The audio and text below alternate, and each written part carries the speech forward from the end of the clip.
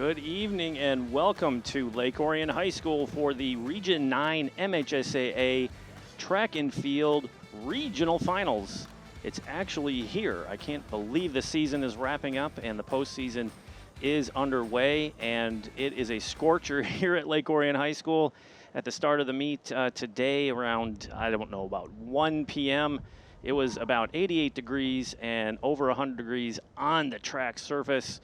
We are approaching the start of the main track event, or the finals. It's 86. We're just looking at it, checking it again. It is 86 and no wind on the track to speak of.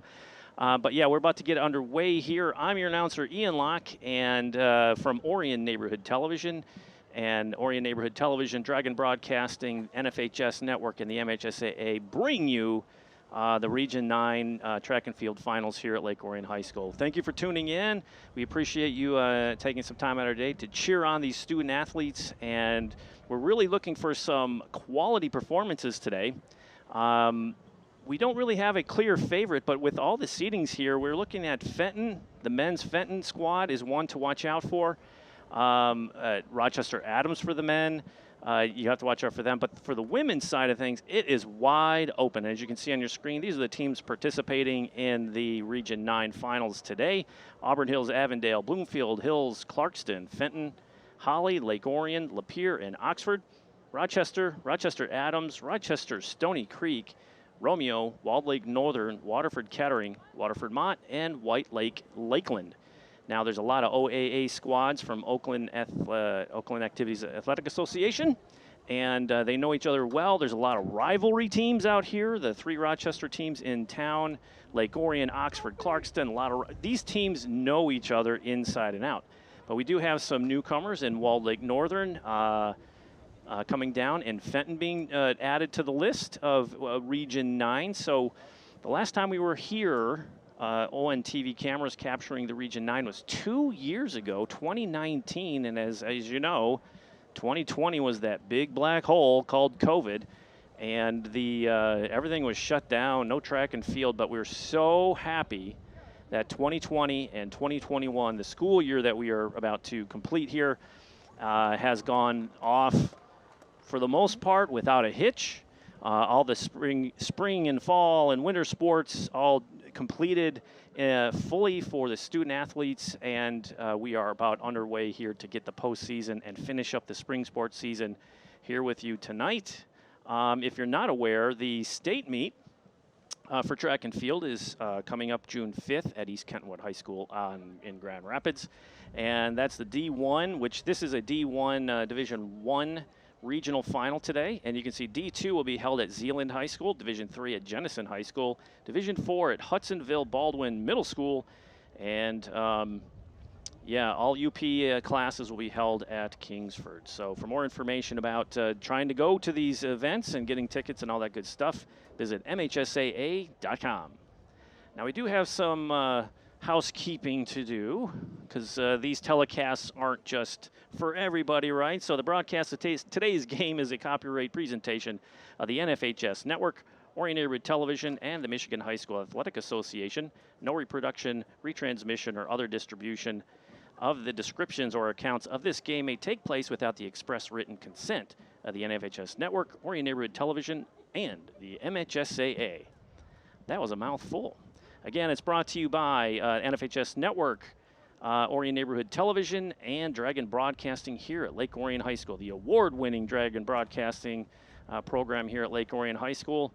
And we have student staff members with us today, so we thank them for coming out, ON TV staff and other volunteers, to bring these images to you tonight. Here are the order of events today. The field events had got underway about 1 p.m., 1:30 or so. Pole vaulting, high jump, discus, shot put, and long jump. And we do have some results of those. We'll try to share with those results with you as we move along in this meet. Other track events: the 4x800 meter relay, 100 meter hurdles, 110 hurdles, 100 meter dash, 4x200 meter relay, 1600 meter run, 4x100 relay, 400 meter dash, 300 meter hurdles. That is a grueling race. 800 meter run, 200 meter dash, 3200 meter run, and the finale, the 4x4 100 meter relay. So The meet, when we kick it off, we're going to start with the women's 100-meter hurdles. But before we were on the air telecasting all this good stuff, all this track action, the 4x800 meter relays took place with the women running first and the men running second. Those were the championship finals, and we have video and the call from that. So take a look.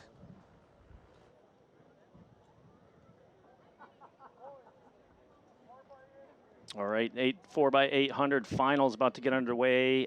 8 teams competing today: Rochester Adams, Romeo, Clarkston, Fenton, Oxford, Lake Orion, Rochester Hills, Stony Creek, and Walled Lake Northern, I believe, is set as a little out of order there on the line, but they're up at the line, ready to go, and they're off.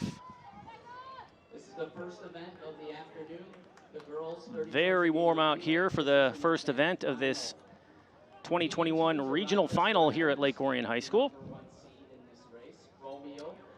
Rochester Adams is the top seed coming into the regionals. Romeo in second currently, Lake Orion third.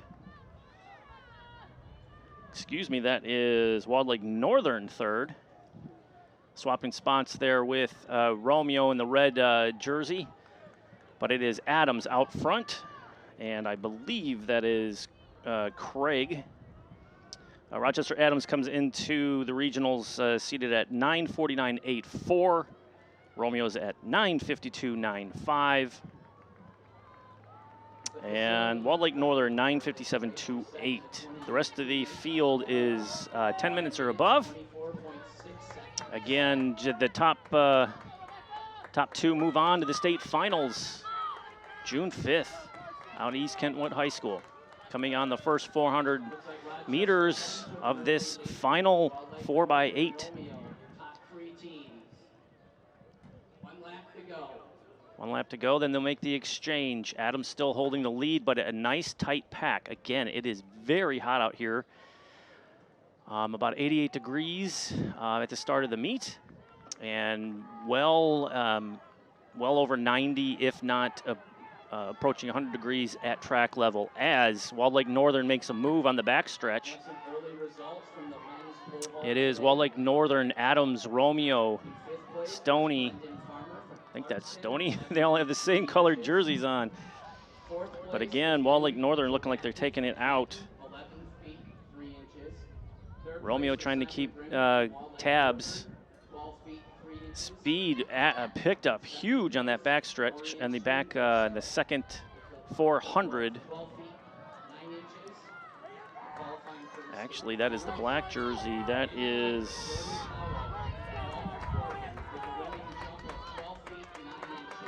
very nice. Romeo in second place, looking very nice. Here's the first exchange. Always a dangerous spot here. Good exchange. Walled Lake Northern in the lead. Adams, Romeo.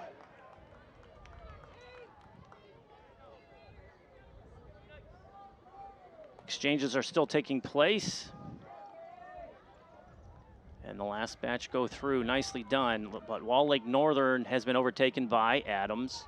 Looks like a back and forth affair here. Clarkston looks like they moved up, or is that Oxford? The C and the O look very similar. I think Clarkston is in third.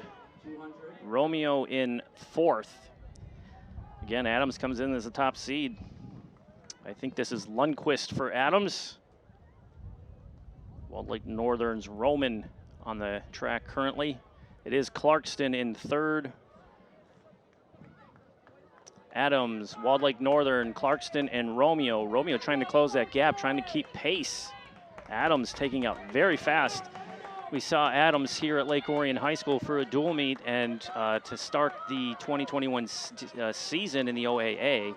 And they were sharp from the get-go.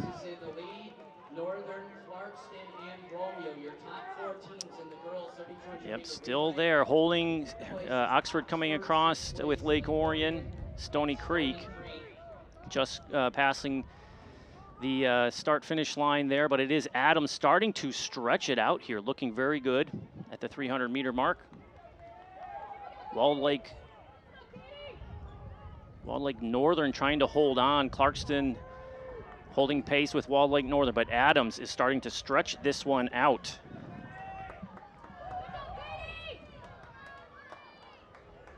Nicely done. Lundquist, Katie Lundquist for Adams. Adams has had a nice distance squad for some time, and it shows. They had a nice cross-country season this past fall, and they are starting to really stretch this lead out. Again, top 2 relays qualify for the state finals. The other relays will have to meet the qualifying time standard to get into the meet. The exchange is made.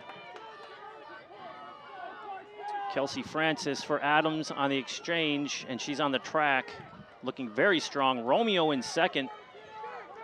Walled Lake Northern fading.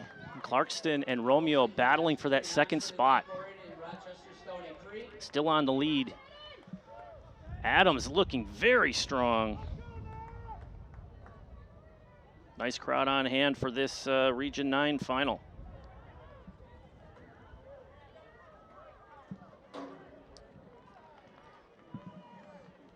Time is being kept on the field. We're trying to get you an electronic timer. It was not started.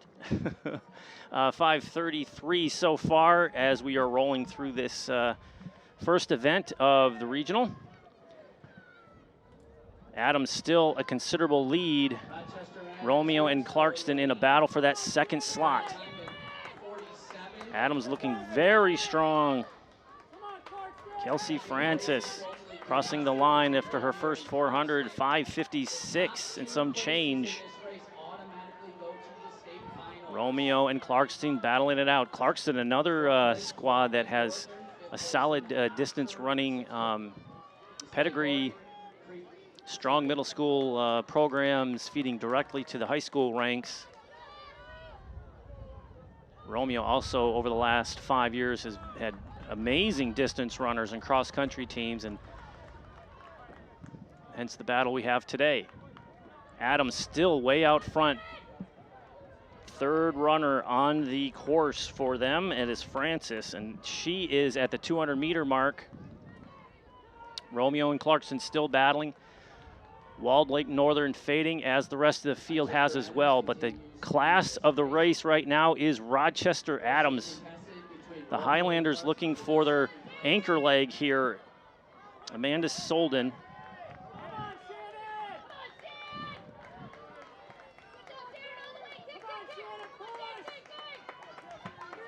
Trying to hold it in there. Adams binding up a little bit, fading here as the exchange. Romeo has closed the gap.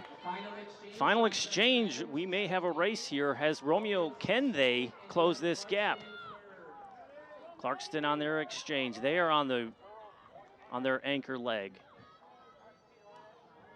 Adams taking it nice. Solden on the track at the 300-meter mark. Romeo just behind. Let's see, Clarkston fading slightly. Romeo starting to chip away at Adams' lead, and that is Rachel Felstow. Romeo's best time is 9:52.95 of the season. Did that at the MAC Red. Dually against Dakota. And Romeo is closing that gap. What was about a 20-meter lead has evaporated, and Romeo looking to settle in, or are they going to go by? Romeo is looking for the lead here. 8:21, 8:22 as they cross the line. 400 meters to go. Solden puts on the gas for Adams to try to get a little separation from Romeo's Felstow. But is neck and neck, and Felstow looks very strong. Closing that gap. Going to make a move here at the 300, and she does. Looks for the lead. Does Solden have an answer? Clarkston has faded. They are in third. Walled Lake Northern in fourth. But it looks like Romeo strong at the 200-meter coming in. Lake Orion crossing that start-finish line as well. But the story is Romeo here. Adams led throughout and was the top seed coming in at 9:49.84, but Romeo is steaming to a regional championship here. Their best time is a 9:52.95, going to smash that easily. As Rachel Falstow crosses the line, Romeo regional champs. Adams, second place, cementing their trip to the state finals. The additional qualifying times for the state finals in this event, let me dig it up here real quick, is, let's see, 4x800. Well, Clarkston coming across the line, and Walled Lake Northern finishing. Oxford coming down the stretch here pretty soon. Oxford coming in. There's Oxford's anchor leg. Lake Orion at the 100-meter mark coming in as well. Again, it is very hot out here, close to 100 degrees at track level. Team still filing in, very nicely done. Let's try to find what that additional qualifying is. Yeah, this is, my printout has an inaccurate time on here. Here we go, 9:44 for the women. And we saw that the top two qualifiers will get in. Nobody else in this field will make it to the finals. And that's it for the first race of the night. And the results are posted. Director Joey, if you want to go to the results, we do have the results. It is live results today, so hopefully we can take care of that for you. Moving on to, oh, there we go. And there's the results, the official results. As the men are getting ready to take off here, we'll get the roster up shortly. Let's see what we have here. A lot of juggling around here today. Doing the best we can to bring you the best coverage around. What other track meets are live on the air?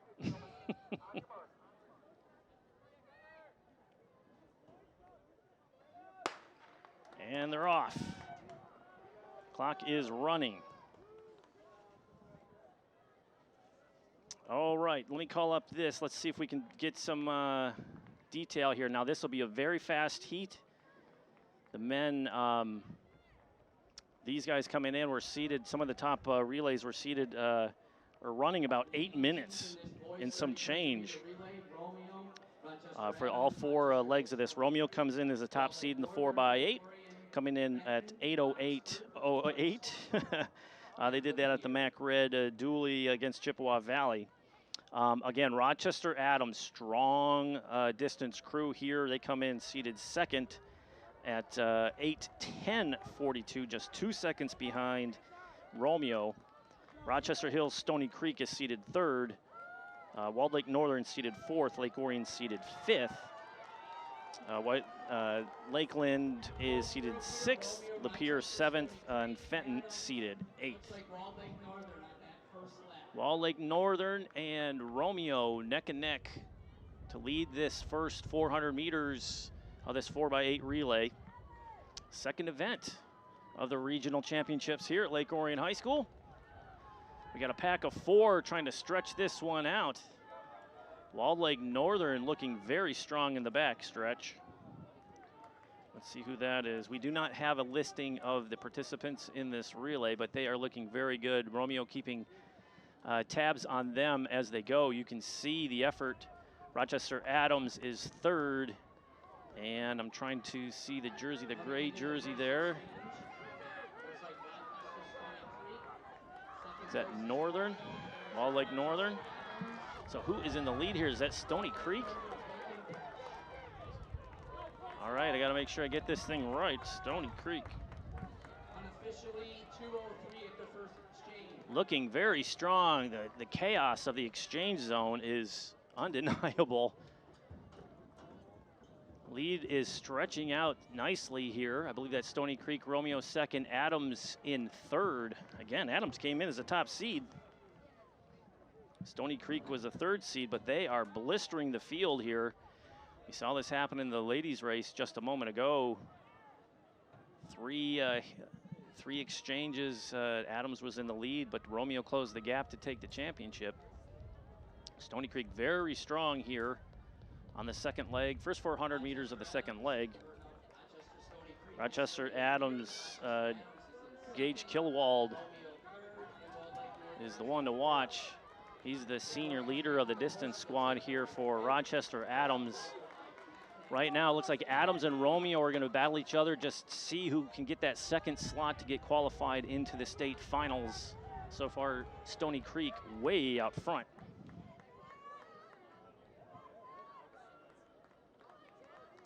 Nice crowd on hand cheering these 4x800 meter relay. Field events are underway. We have pole vault, long jump, and high jump, and the shot put got underway about 3:30, if not sooner than that. There's Lake Orion and Romeo battling on that back stretch. Excuse me, that's not Romeo. The pink shirt. Got to get to know these jerseys, but Stony Creek still out front. But Adams and Romeo are closing that gap slightly, but Stony Creek looking strong.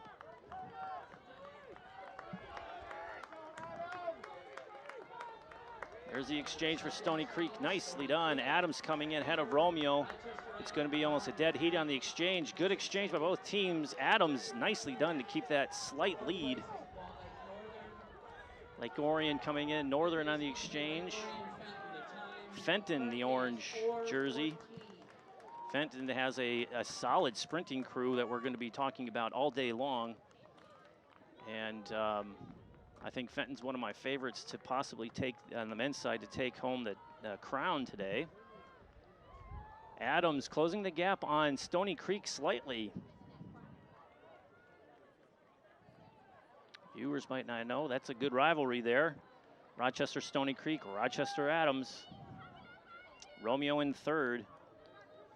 Romeo trying to close that gap, trying to get back into it, try to get that second spot. So far it is Stony Creek and Adams out of the OAA red, or actually just the OAA. Red is Adams, I believe white is Stony. Romeo third place, crossing that start-finish line. Lake Orion here closing the gap on Wall Lake Northern. Trying to make a move. Northern accelerating there, the battle inside the battle, right? 5:16 so far, that's unofficial. Clarkston and Oxford coming across the start-finish line now, doing what they can to represent their colors on their jerseys the best they can at the regional meet. Stony Creek extending the lead. Adams fading slightly. Adams doesn't watch out. There's somebody on the track, almost got run over.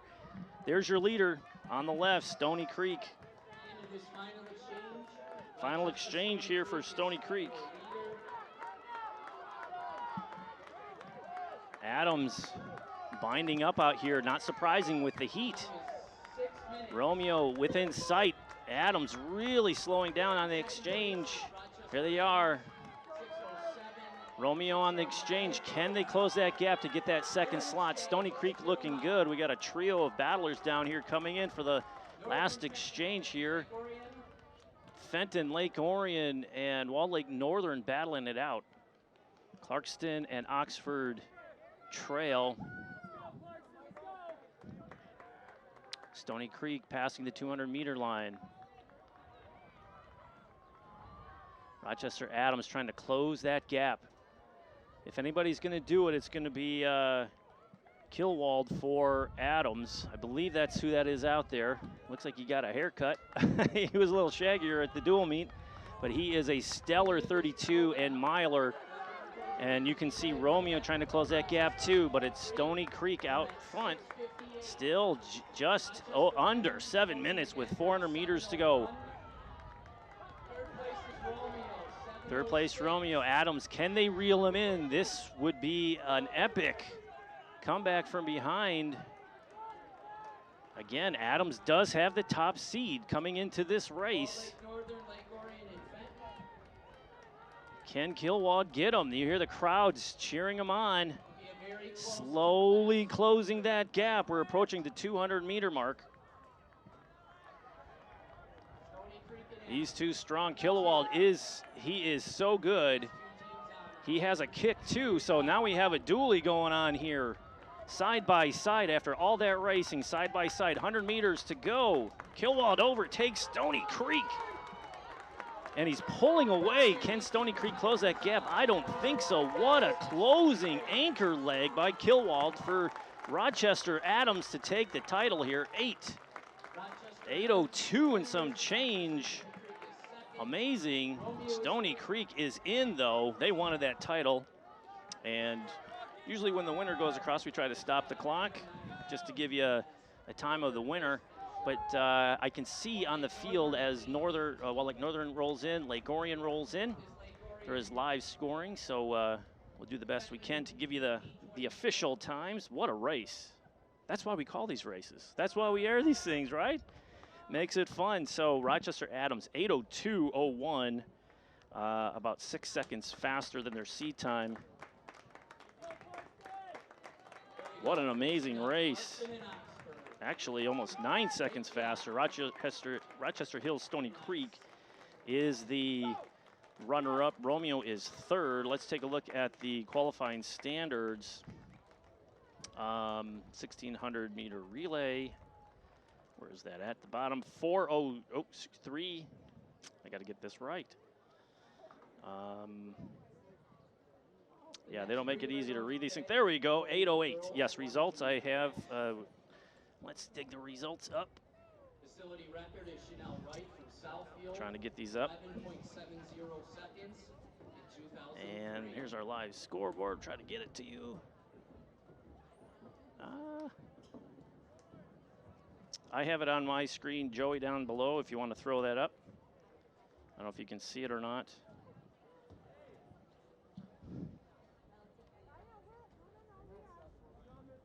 Yeah, 4x8 men. So, yeah, I was Wall Lake Northern fourth. Trying to find the qualifying time. There we go. We have the results up. And like we said, what a heck of a race. And that's the 4x8 relay. And what can you say? Adams came back from behind, and a valiant effort by the Highlanders to take the regional crown and the automatic bid, as well as Stony Creek in. So 2 AA squads off to the state finals June 4th.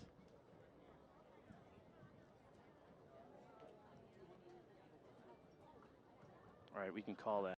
Competition for finals will be the girls intermediate purple. And we're back live here at Dragon Stadium, Region 9, MHSAA track regional finals. First event up will be the 110 hurdle finals. But let's take a peek at the finals for the women's 4x8. These are the results. Romeo, what a race by Romeo. 9:31.37. Rochester Adams, 9:35.56. And that is the automatic qualifiers for the state finals on June 5th. Let's move on to the next event. Our first one of the championship finals here, live as we are on the air. It should be the women's finals 100-meter hurdles. Let's take a peek at this. So if the first two places automatically qualify for the state finals, but if any runner runs a 15.6, that's the automatic time qualifier to get them through. Again, I'm your announcer, Ian Locke, for Orion Neighborhood Television, Dragon Broadcasting, and the NFHS Network with MHSAA. Here with the regional finals number 9, 2021. We're so happy to be here bringing you this telecast and showcasing these student athletes, especially the conditions that we have been under for the last year or so.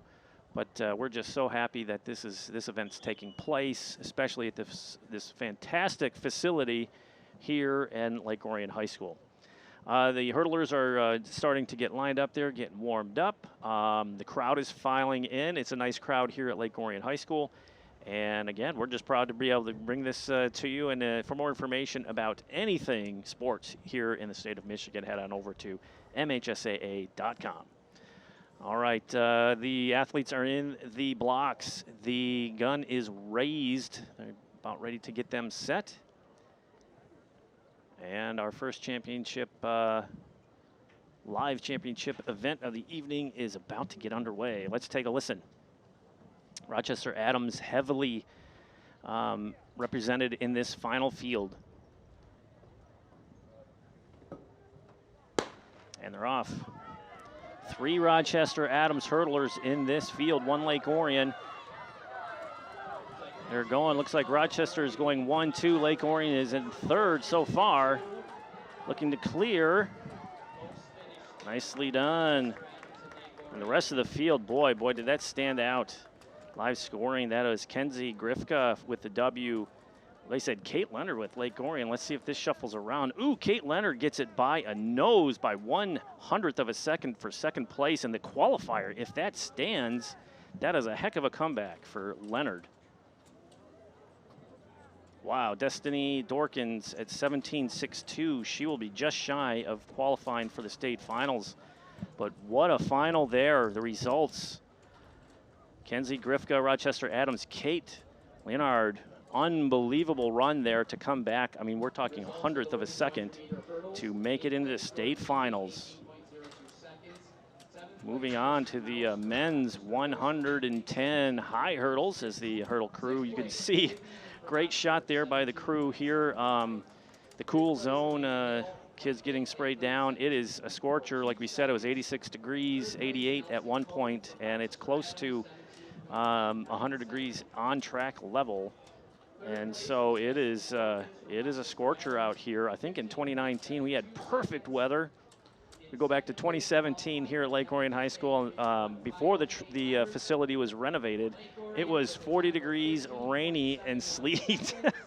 So like I said, you never know what you're going to get in Michigan this time of year, but we know what we're getting this year. It is a steamy 86 degrees. The sun is heading west as it usually does during this time of day, and we're hoping that it creeps a little bit lower to lower these temperatures to get us through this night. But yeah, what else would we be doing on a Friday night, right? This time of year, track and field qualifications, right? The regional finals, fantastic stuff. All right, they're lining up here. Let's see the 110 hurdles. Let's see if I have any info for you guys. Rochester Adams is the top seed. Howard coming in. Romeo's Davidson was seated 2nd. Jonah Hogel from White Lake Lakeland is seated 3rd.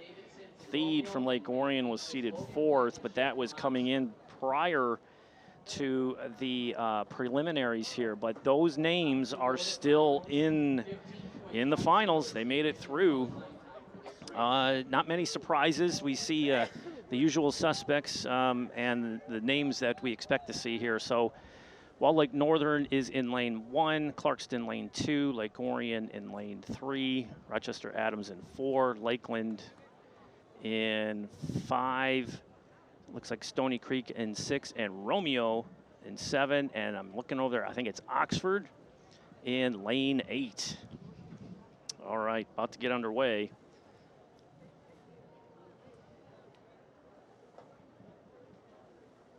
Krebs, Radlick, Theed, Howard, Hoggle, Villafuerte, Davidson, and Blankenship, and they're off. Theed in the lead. Adams coming up close. Howard taking the lead. Theed falling back. Stony Creek, it's a 1-2-3. Rochester, what happens? Lakeland, I don't know. That is too close to call. Lake Orion's Theed was right out front, but he had a couple hit hurdles and went down. So Armin Howard for Rochester Adams takes it 15-2-4. Jonah Hoggle from White Lake Lakeland gets it in the lean 15-2-7 for the automatic qualifier. Villafuerte for Rochester Hills Stony Creek at 15-5-2. Just he misses the automatic qualifier for Howard, and Hoggle move on to the state finals on June 5th. So congratulations to them. What a race. That thing had a little bit of everything, a little back and forth. That's why we were, just before we went on the air, we were talking about who you think is going to take it with my graphics operator up here.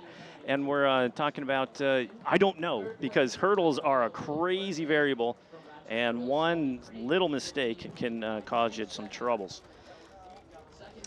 Yep, and so here we are moving on to the next round. This is the 100-meter dash for the women.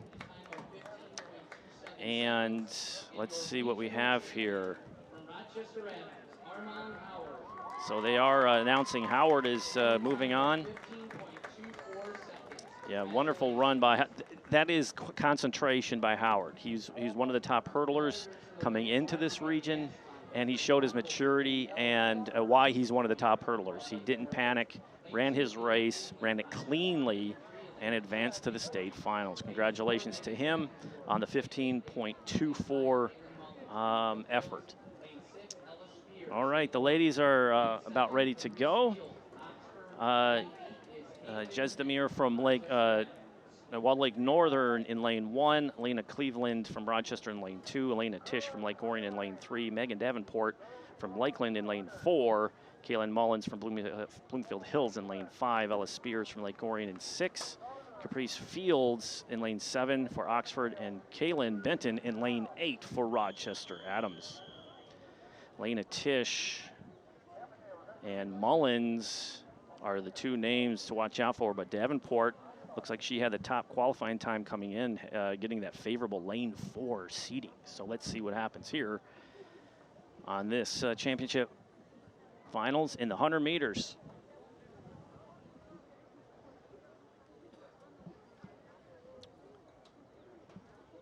Crowd is on hand, sitting in the shade here in the main stands here at Lake Orion High School, and they're off. Good clean start. Mullins. Oh boy, Tisch for Lake Orion taking the lead. It's going to be Lake Orion's Tisch. Yes, what a finish by Tisch.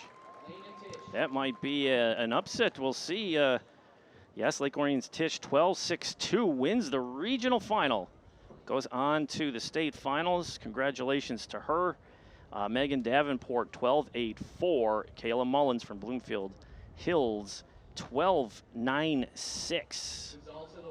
Let's see what we have here. 12.65 is the qualifier, additional qualifier.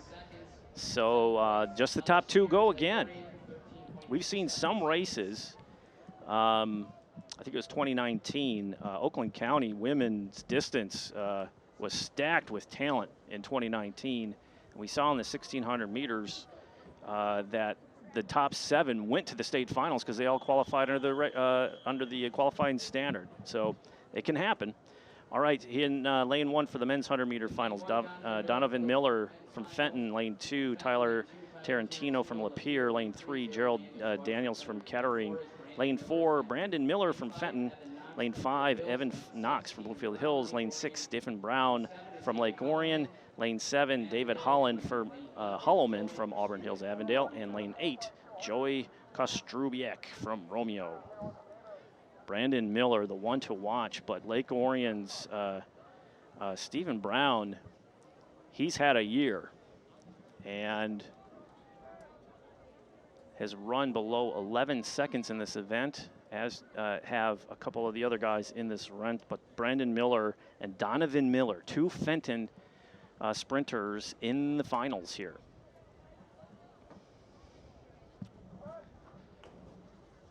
And they're off. It's Brown. Oh, geez. Miller taking it out. Miller in a landslide. Nicely done. Brown looking for that second slot. Who got it on the lean? That is close. Not sure if Stephen Brown got it on the lean. We have to see what happens for Lake Orion. So far, Brandon Miller, Stephen Brown, yes, he makes it in 10.95. Evan Knox, 10.99. And the additional qualifier for the Division I men's finals, 11.15. So we have 4 of these runners will make it to the state finals based on those runs. That is 10.6 for Brandon Miller as the regional champ. Stephen Brown for Lake Orion is the runner-up. But give it to Evan Knox. 10.99, making it into the state finals. That is just what we mentioned earlier, that you can qualify if you run that standard, and those 100-meter runners here at Region 9 are a blistering group of guys. But Fenton scores two in the finals in that 100 meters, which pays dividends down the line. Fenton is the team that we're kind of looking at to see are they the favorite or not, or Rochester Adams. We saw Rochester Adams have a great regular season, and they are well balanced from field events to distance to sprints, and relays. So we're not going to try to predict who's going to win this meet. It's just two all over the place. But yeah, great couple of very exciting races here. What's the next event coming up? This is the 4x200 meter relay. And we have White Lake, Lakeland, Walled Lake Northern, Waterford Mott, Auburn Hills, Avondale scheduled to start here momentarily. And I don't know if they're going to do two heats. We'll have to see. I do believe they may be. Let's see. Here come the competitors up forward. Waterford Mott, I see. Walled Lake Northern, Avondale, and Lakeland. And then the rest are still Marshall at the end of the field. So we are looking like two heats, which is okay by me, right? More racing means more excitement. All right, good stuff. Let's see, what do we have here? See if I can see. This is the 4x2, correct? So coming into this one, let's see, that's the men. Let's find the women.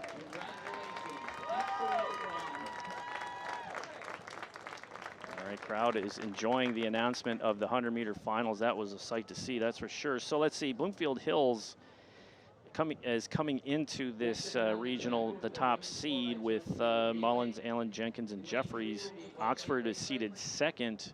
Waterford Kettering seated third. Rochester Adams seated fourth. Lake Orion fifth. Rochester sixth. Fenton seventh. So they are splitting this into two heats.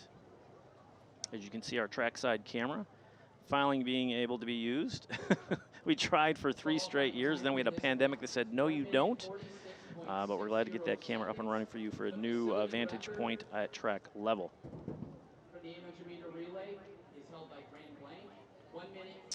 All right, 4x200 meter relay. I'm not sure if you can hear the shotgun out there, or the microphone we have getting the crowd shots, but they're announcing the meet record holder was held by Grant Blank, a team that is no longer in this region. They've been shipped out someplace else, and now we get another potential power in Fenton, and all those good, the athletes from Fenton coming in. So let's see, what else do we have here? Absolutely, powerhouses replaced with powerhouse, but that's what you want. You want the quality to come in. There's some regions where there's top heavy. We might have 2 teams that will dominate everything, and then the other teams will just kind of work their way through, right? And this is a very balanced regional, and there's a couple others involving Oakland County teams and teams from the old Flint Metro League too. It's just the talent in Southeast Michigan is ridiculous for track and field. So we're just still setting up here. Glad you could join us. I'm your announcer, Ian Locke from Orion Neighborhood Television, bringing you these live images from Dragon Stadium here at Lake Orion High School. Region 9 MHSAA Championship Track Finals. Clouds have kind of crept in, cut the sun down a little bit. We got a nice little breeze coming out of the west. Keeps changing a little bit, and it feels really nice. Finally a breeze. Are they ready to go? I see the flags waved at the corners. Each competitor runs a leg of 200 meters, and it's all in the exchanges. All right, this is kind of the, it's all in the exchanges. If you have one fumble in the exchange or run out of your zone, you are disqualified. If you drop your baton, fall down. We've seen that happen. All right, the whistle blows are called to the blocks. About to get set. Nice crowd on hand. Limited seating, 2 spectators per athlete. That's kind of the setup for today. You know, we're still watching the, you know, large crowds and that sort of thing. So you still have to be careful and think of your neighbor and think of your friends in this era of COVID. And that is the gun, and they're off. And it's always difficult to see who is in the lead based on the stagger. You have to watch at the exchange.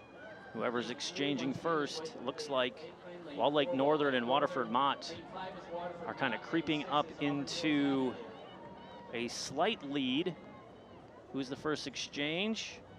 That would be Waterford Mott and is that Avondale? They're starting to separate from the crowd, but give it to Walled Lake Northern. Speedy second to leg, cutting that distance down. Avondale still in the lead. Waterford Mott, Corsairs, but look at Walled Lake Northern coming on strong. Strong kick to finish up, but she still has to go up to her stagger. That'll be almost a dead heat between Waterford Mott and Walled Lake Northern. Avondale fading slightly. Lakeland also on their a nice clean exchange. Lakeland on the inside lane, catching up to the stagger on Waterford Mott, but it is Walled Lake Northern extending that lead. Again, this is heat 1 of 2. As our main camera up top of the press box is always on the leader. Nice clean exchange, and that helped extend that lead for Walled Lake Northern. Nicely done. Waterford Mott trying to creep in there. Lakeland trying to close that gap, but it looks like Walled Lake Northern is pulling away. Can Lakeland close the gap? I don't think so. But all it is, it's based on time here. Finishing strong, run through the end. There you go. Let's see some times here. 150.72 for Walled Lake Northern. White Lake Lakeland 152.82, Waterford Mott 154.22, Auburn Hills Avondale at 159.14. All right, moving on to the last heat of these championship finals.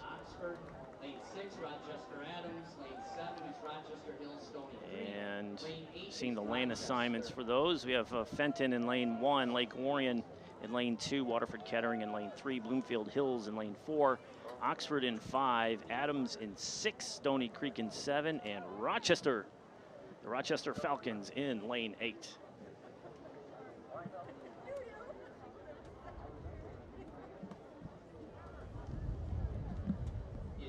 Nice shadows over the infield here, a little relief from that blistering sun for these athletes. I got to thank all of the volunteers, the student volunteers out here to help with the hurdles and the blocks and make this happen. And they're also helping out in the jumping pits and pole vault and high jump.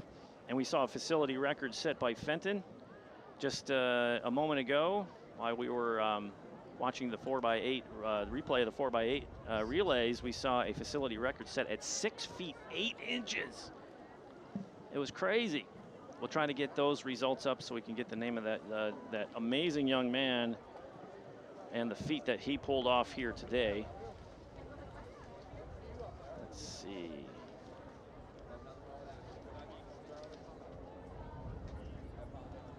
I believe it was Justin Miller. Justin Miller from Fenton, a junior, jumped 6'8". His career best was 6'7" prior to that. Did it at the Flint Metro League Championship on May 13th. Amazing. Yep, Justin Miller leapt 6 feet 8, and he, wow. The second finisher was 6'3", so 5 inches more, and a facility record. Why not? Fenton with the regional crown, moving on to the finals, and another chunk of points. And we'll go over the points after this race.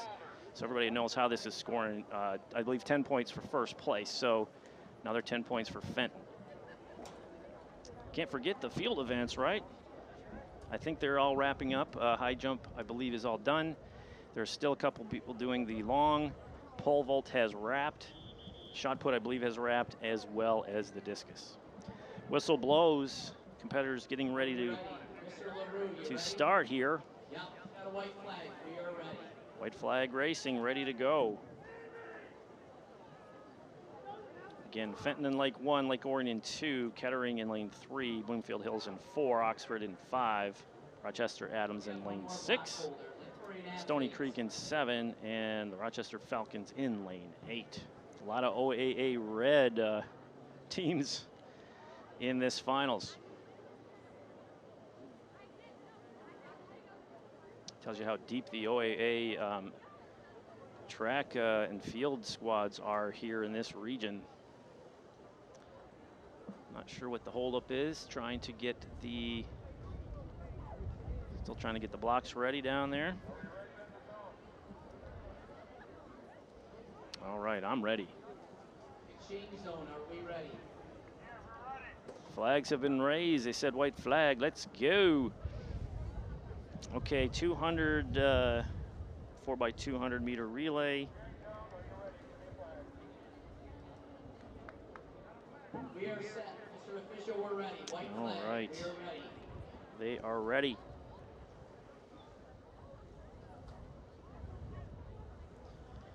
All right, additional qualifying for state finals is 146.6.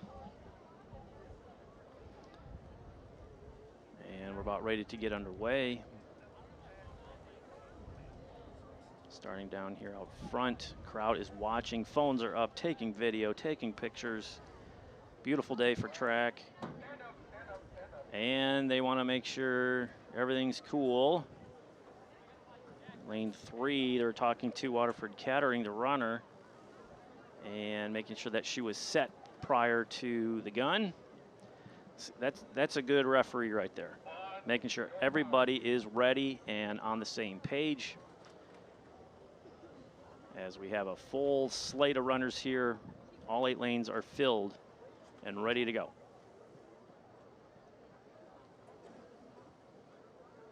Sun's creeping out behind the clouds again just as the gun goes off. And here we go, the final heat. Who will make it to the state finals? We'll find out here in about a minute and a half. Looks like Rochester Adams is closing that stagger, but we got to watch who's getting the exchange first. Kettering. Oh, a dropped baton over there. I don't know if that's Oxford. Nicely done in lane, that's Rochester. Strong Rochester showing. Adams, Kettering, Stony Creek. Top 2 go, let's see how this goes. Ooh, left a little bit early, got it just in time. These exchanges are close. Bloomfield Hills in lane 4. Lane 8, Rochester still blistering out there. Close race. Waterford Kettering is in 3rd. I think Bloomfield Hills is in 4. They are in the lead currently, and they have the exchange. The anchor leg exchange a little slow. Let's see what happens. Kettering's closing. Kettering had a very nice exchange, but it's looking like Bloomfield Hills is trying to stretch this one out. It's going to be tight. It's coming around the corner. 100 meters coming up. We'll see. Bloomfield Hills in lane 4, yes. Can Waterford Kettering close the distance? It's not going to happen. Nicely done by Bloomfield Hills. Waterford Kettering in 2nd. Now it's a race for who can qualify and get the standard. Lake Orion and Rochester coming in. Almost a dead heat. Lake Orion just, let's see what happens. Rochester got Lake Orion just by like a 10th, if that. All right, Bloomfield Hills takes the championship 145.4. Waterford Kettering 146 flat. Rochester was 3rd at 148. Just out of the qualifying again. 146.6 is the qualifying standard. Lake Orion is 4th, Rochester Adams 5th, Stony Creek 6th, Fenton 7th, and Oxford in 8th place. What a heat. That was a nice back and forth affair. And we saw, you know, a drop. And it really came down to clean exchanges and running in your lane, in your alley, to get that exchange made properly, so you didn't have to slow down to grab that baton. There's so many moving parts in the relays that your team has to be on and focused at all times, especially during the exchanges. All right, nicely done there by the Bloomfield Hills ladies, 145.4. All right, we're moving on to the men's 4x2 scoring. Let's see, what do we have? Oh yeah, okay. Just so everybody knows, first place finishers in any race will meet scoring. I don't know if it's individuals or relays. We have to look into that one, but they're the same. Okay, thank you, Joey, my director down in the truck. First place is 10 points. Second is 8. Third place is 6. Fourth is 5th. Fifth place is 4 points. Sixth place is 3, 7, 2, 8, 1. And we already saw Fenton with a couple people in the 100 meters. They got first, and I believe it was 4th. Massive points. So if you can put multiple people in the final heats, that's where you start getting guaranteed points and really starting to tack on to the overall score and potentially take home a regional crown, get that big trophy to take home, put you in your trophy case. The main thing, though, is trying to get qualified for the state finals. It's so difficult in track and field to get there. I'm not sure if our viewers know, but in other sports that are time-based, let's say swimming and diving, like swimming, you have many, many chances to qualify for the state finals. If you can swim that qualifying time at any race that you're in, if it's a high school race, of course, not a club race, you can qualify for the state finals. Track and field, you have one night, and one night only, to qualify for the state finals. And that is tonight during the regionals. If you're not ready to go, or you can say, oh, the weather was weird, or it just, the conditions were sketchy for everybody, but there's no excuse. You get one shot, and that is it. Here's the first heat of the 4x2. We have Rochester, Stony Creek in lane 3, Auburn Hills, Avondale in 4, Walled Lake Northern in lane 5, and Lapeer in lane 6. Getting ready for the gun here in the first heat.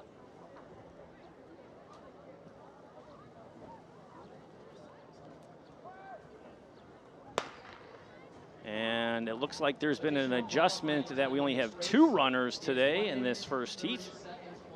So that changed. Some of the relays were dropped. That looks like Avondale in the lead up there, and Stony Creek in second so far. Ooh, tough exchange there for Avondale. The lead runner had to slow down to hand it off, but speed between the handoffs for Avondale is very nice indeed. Again, the qualifying standard for this, if you don't finish first or second in this race, is 130.7 for the D1 qualifying.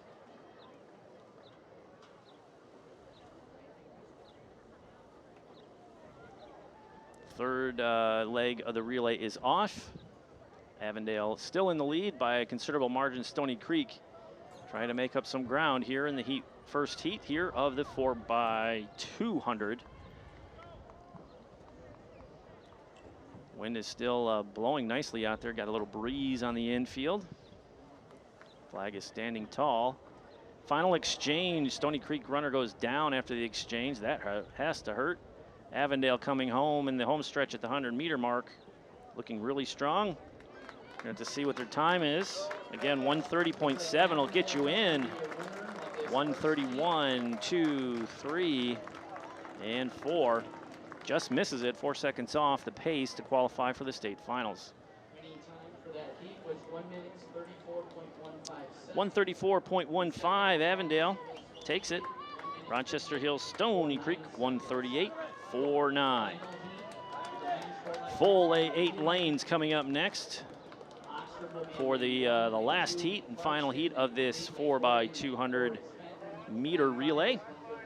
Oxford looks like they're in lane 1, Lake Orion in 2, Fenton in 3.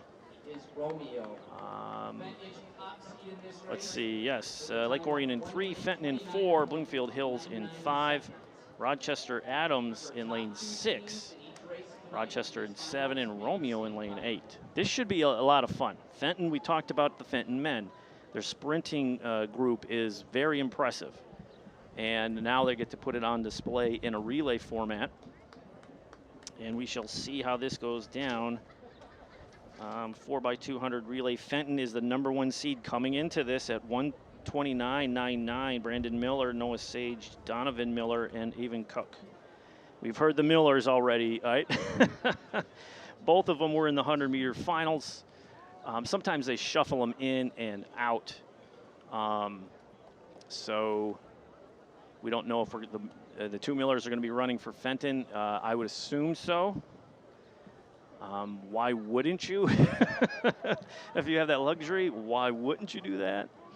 So still setting up here on the blocks, but yes. White flag in the corner, still getting it. Those guys are trying to find their spot still. White flag is up, which is good to see. White flag near side is up too for the starting line. This should be a lot of fun. A lot of speed in this heat here. A lot of 100-meter, a lot of the guys in the 100-meter finals are participating in this event. Beautiful day here at Lake Orion High School. Beautiful facility here at Dragon Stadium. Glad to be able to bring this these images to you from our volunteer crew at Orion Neighborhood Television and Dragon Broadcasting from the Lake Orion High School video production class. Award-winning, one of the best programs in the Midwest. All right, here we go. Whistle blows, getting on their marks. Let's go. Let's see how. I'm excited for this race. 4x2, very fast.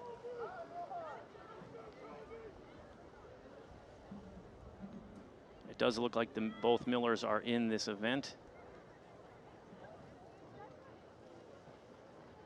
About to get underway here. Again, Oxford in lane 1, Clarkston in 2, Lake Orion 3, Fenton in 4, Bloomfield Hills in 5, Adams in 6, Rochester in 7, and Romeo in lane 8. We have a misfire. Yeah, that happens sometimes. It's tough when you have all 8 lanes. The referee has to make sure he can be seen and heard by every competitor, and the angles sometimes are tough, especially when they're spread out so far between lane 1 and lane 8.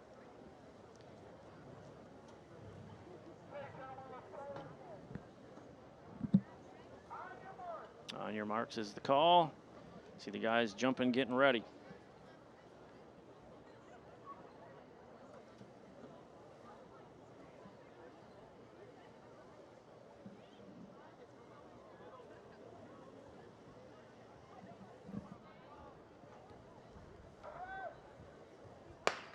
And they're off. Oa, 2-gun shot. That is a false start. That is rare. We have to see who it was called on. This could be an interesting situation here. Are they walking over to Fenton? Who is it? I don't know. Fourth is Rochester, 26.5 points. We're waiting. Romeo, looks like Romeo. Talking to Romeo, I think the false start, you get 1 shot, that's it. There's no makeup. If that's the case, I think Romeo is out.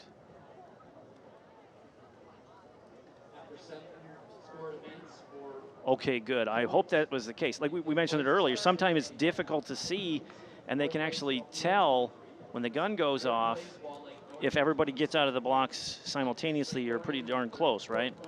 So you're right. It's good eyeballs for my spotter up here in the booth. It looks like Romeo didn't get off. He did not hear, so there is no false start, which is thank goodness. You know, that's tough sledding in the regional finals, and if you're a senior, this might be it for you, right? The last race. Okay, let's do this again. Pretend it never happened.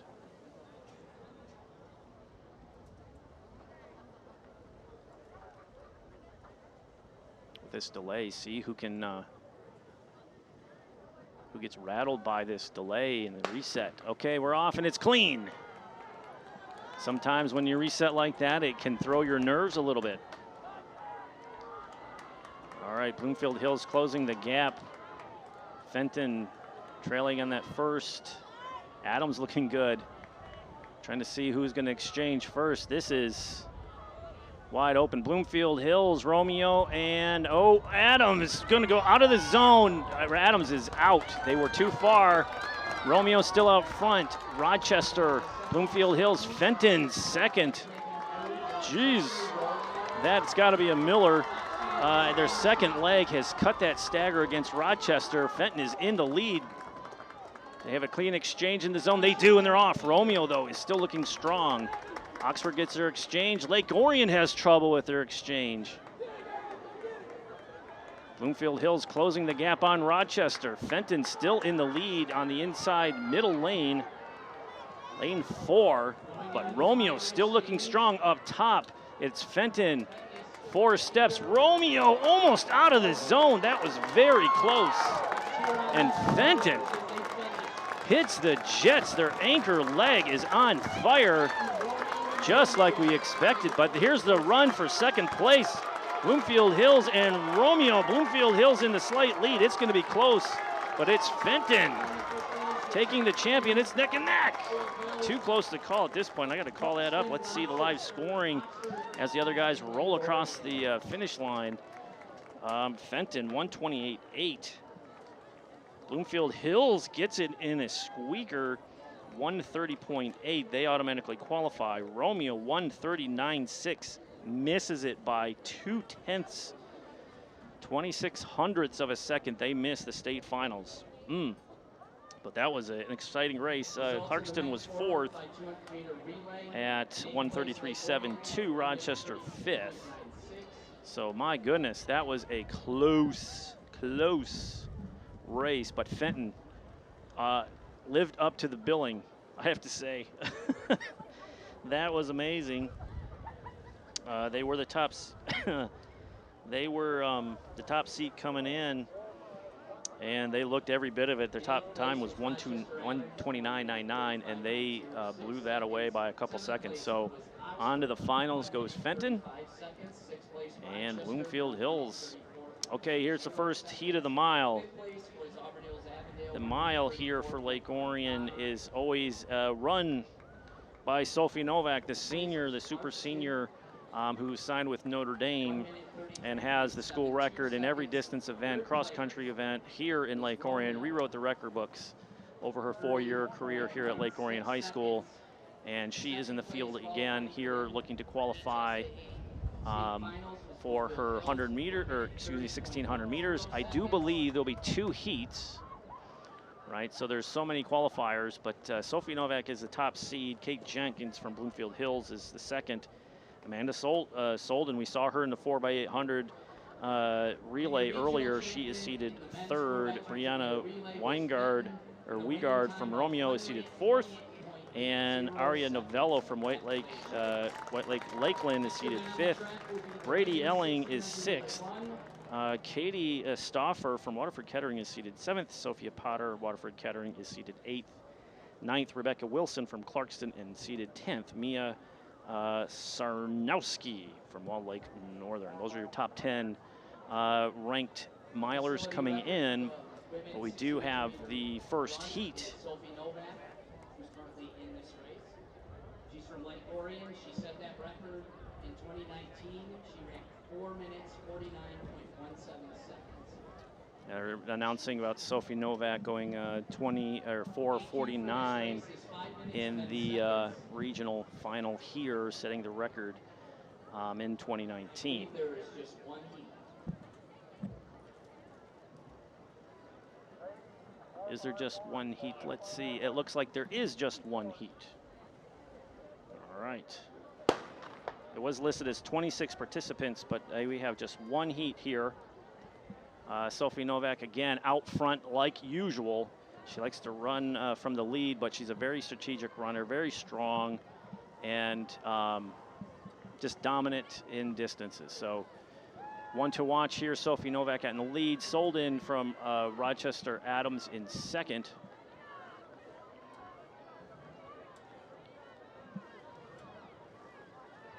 And it looks like Novello from Lakeland is in third. Bloomfield Hills in fourth. That is Katie Jenkins. So with all that mass of humanity out there running in a big old block, we'll do the best we can to identify who's who. But it is Sophie Novak out in the front as expected. We mentioned earlier in the telecast that I believe in 2019 we had at least the top 6 finishers in the mile in the 1,600 meters qualified for the state finals out of this one region. That just tells you the quality of the milers here in Oakland County.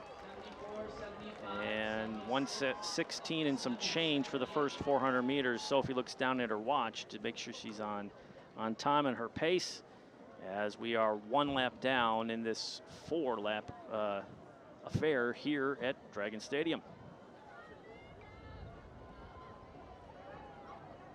Solden still in second place. Lakeland's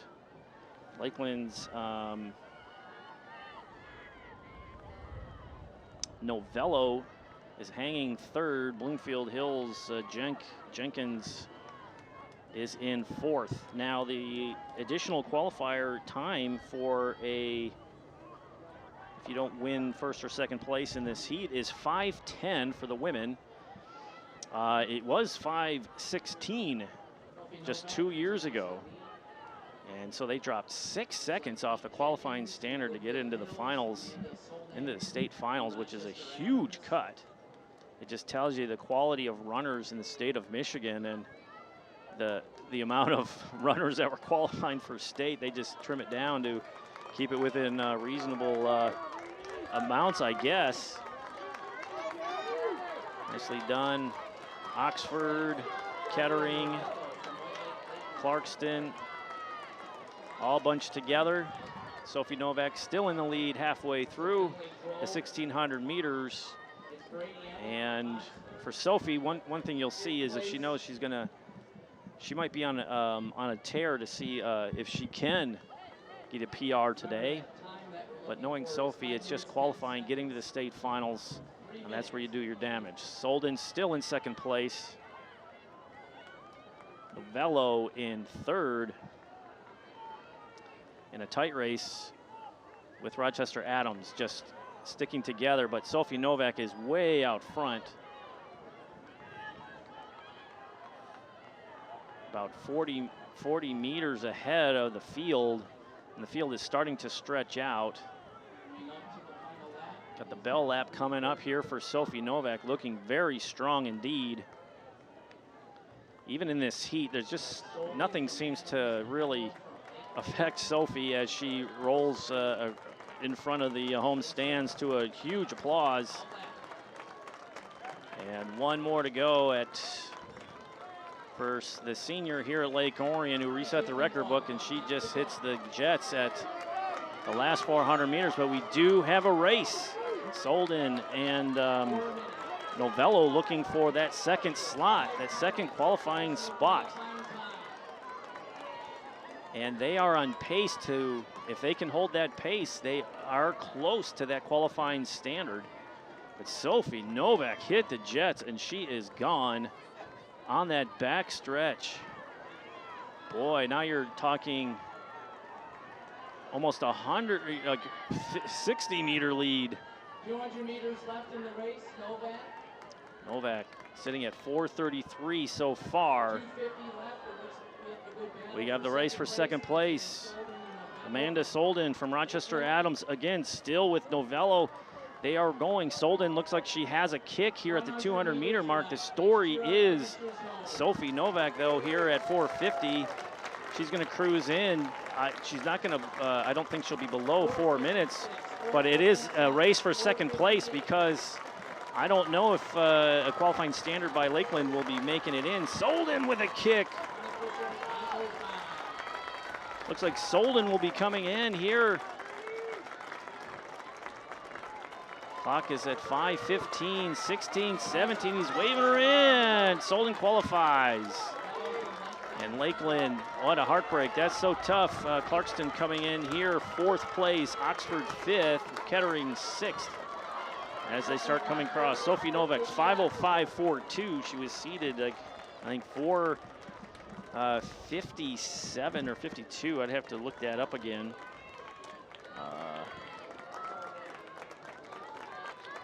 Yes, 4:57.77, but these conditions are not healthy or not good for the distance runners.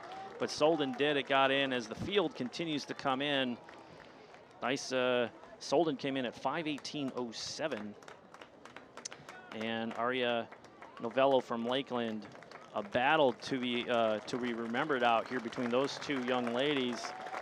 Came in at 5:21.75. Rebecca Wilson from Clarkston in 4th at 5:31.16. Brady Elling from Oxford at 5:32.62. Again, these conditions are so difficult for the distance runners. It's great for the sprinters because it really loosens your muscles. I think the long distance runners would like to have it about 70 degrees, 71 and sunny, no humidity. That's usually ideal conditions for them. But Sophie Novak does it again. She's in. She's qualified for the state finals, I believe, in every year of her career here at Lake Orion High School.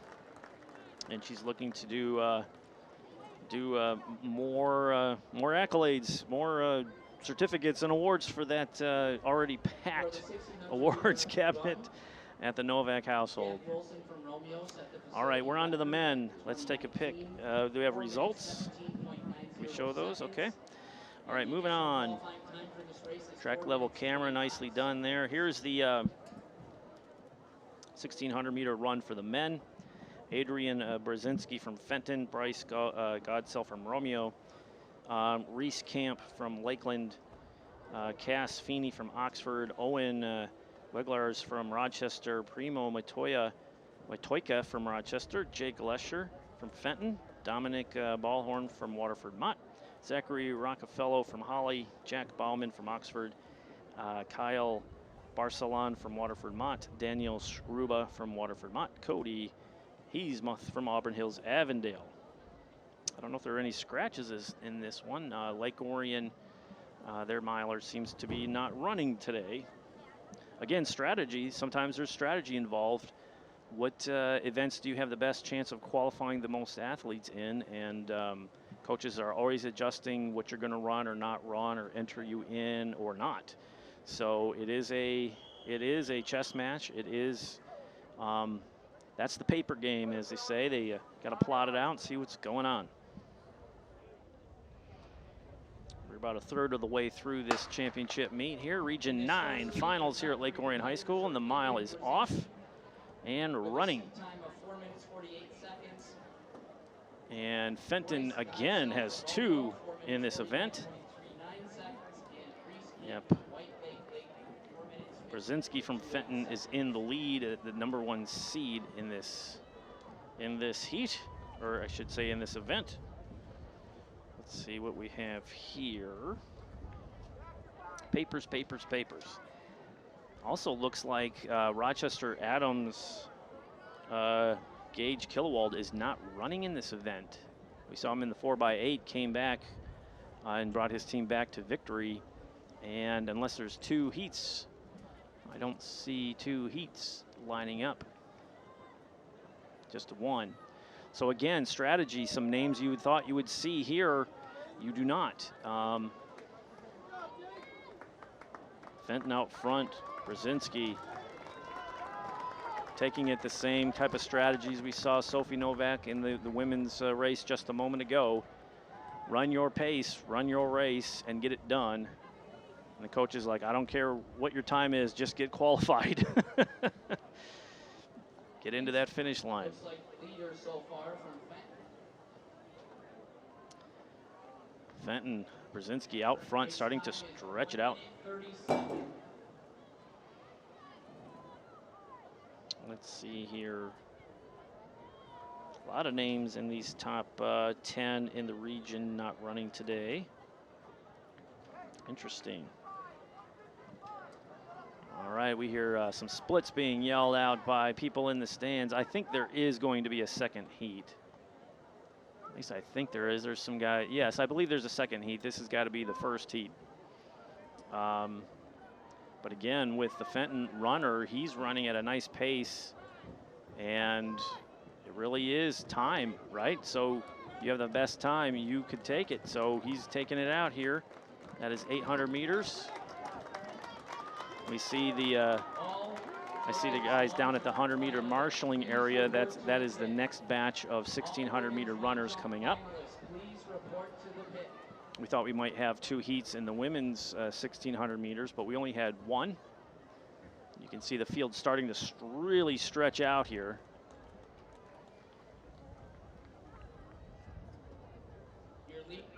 I do believe that there are qualifying standards to make the regionals.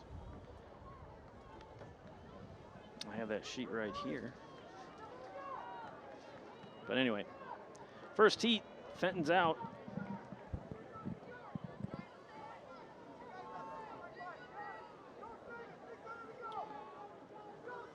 Still stretching that lead. There's some guys on the track practicing during the race. Their exchanges for the next relay. That looked odd. So we have Fenton in the lead here in this first heat, Oxford in second, Lakeland in third, and Fenton in fourth.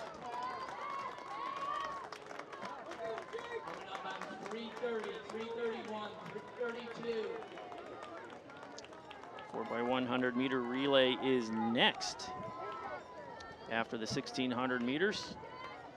All right, here's a second batch of milers coming up to the starting as the last 400 is underway. Fenton in this heat. I wish I knew who that was. I was calling Brzezinski, but I don't think that's who it could be.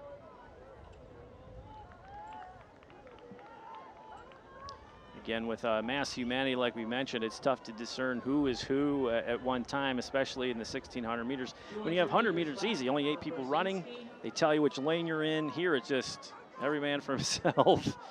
They hit the gun, and you kind of go. But the runner from Fenton looking very strong. 4:24 so far as he approaches the 100-meter mark of this first heat.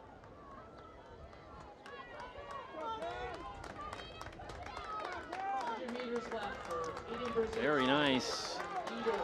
Fenton has 2 runners coming in this heat. Oxford and Lakeland battling it out for second or third and fourth. 4:47 and 4:48 and 4:50. So let's say the 1,600 meter run automatic qualifier is 4:25 for the men. Nice quality run there in that first heat by all. It's brutal out there today, folks. It is really hot, and even though the sun's going down, there is a breeze, there is some shade. That track really holds in the heat. We still have a runner from Avondale out on the course. He's on the back stretch, and we also have a Waterford-Mott finisher here coming in. A lot of guts out there to run in this heat. Waterford-Mott finisher, nicely done. And Avondale runner still at the 200-meter mark, coming around that back corner. And I'm sure he'll get a nice round of applause as he finishes. We still have a runner on the course at the 100-meter mark. There he is, coming around the corner from Avondale. Time is still ticking, just approaching 6 minutes on this mile. Nice round of applause for the runner from Avondale. Finishes strong in this heat. Guts. Takes guts to run the mile, that's for sure. And Avondale finishes 6:16 and some change. Time we're looking for so I do believe it was Brzezinski for Fenton and Lesher from Fenton, who went 1-2 in this heat. So we got to see how those times hold up, but they did not meet the qualifying standard for the state finals. And we're going to have a round 2. A lot of fast milers in this, and Gage Kilwald from Adams is one to watch. We watched him all season long, and he is the #1 seed in this field coming in, running a 4:17.75 for a PR at Royal Oak Relays in the AM session on April 17th. Xander Cobb from Romeo is at 4:21.86. Kurt Karen is seated at 4:22.87 from Stony Creek. So we'll try to keep an eye on these. Some of the runners I can ID by sight, but we'll do our best, like we said earlier. But a great batch of milers here. Gage Kilwald, one to watch. Again, we want to watch for the 4:25 flat for those in the field to try to get them to qualify. But then again, cheer on those who are going for the first and second place finish for the automatic qualifier for the state finals on June 5th. And they're off. Ooh, a stumble on the first 10 meters. It looks like a number badge from the hip fell off one of the runners, and they're running in a pack. See how this goes. We've seen there's a lot of strategy involved in this. Do you want to run in the pack and reserve yourself and just the last 400 or last 800 just take it out, reserve your energy? We saw some of the runners running the mile decided to take it out at a set pace and just to get a lead and just what you're comfortable with. But here the guys, it looks a little more strategic. A lot of jostling around for position. It looked like they settled in. Gage Kilwald 4, Rochester Adams in the lead in lane 1. Lapeer, runner from Lapeer, that's Williams in second. Lake Orion's Laurent, who's had a fantastic season, is in third. Stony Creek in fourth. Starting to stretch out now after that first 400. See, this is Kilwald in action. Starts ramping up faster and faster as he goes along. Some mile runners take their first 400 meters out a bit too quick, and then they settle in and kind of, settle in for the middle 2 and then sprint the last. We've seen Kilwald and at least the top milers, they just get faster and faster and faster and faster as the race goes along. Still, nice tight pack for the front group there. First through 1, 2, 3, 4, 5, 6, 7, 8. The top 8 are still just tightly bunched together. Stony Creek jostled past Laurent for third place. That is, trying to see Stony Creek.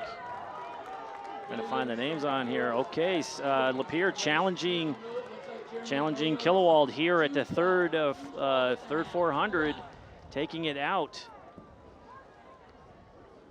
forcing the two, the leader there from Lapeer, I think that's Williams, forcing Kilwald to make a decision. That is strategy in action.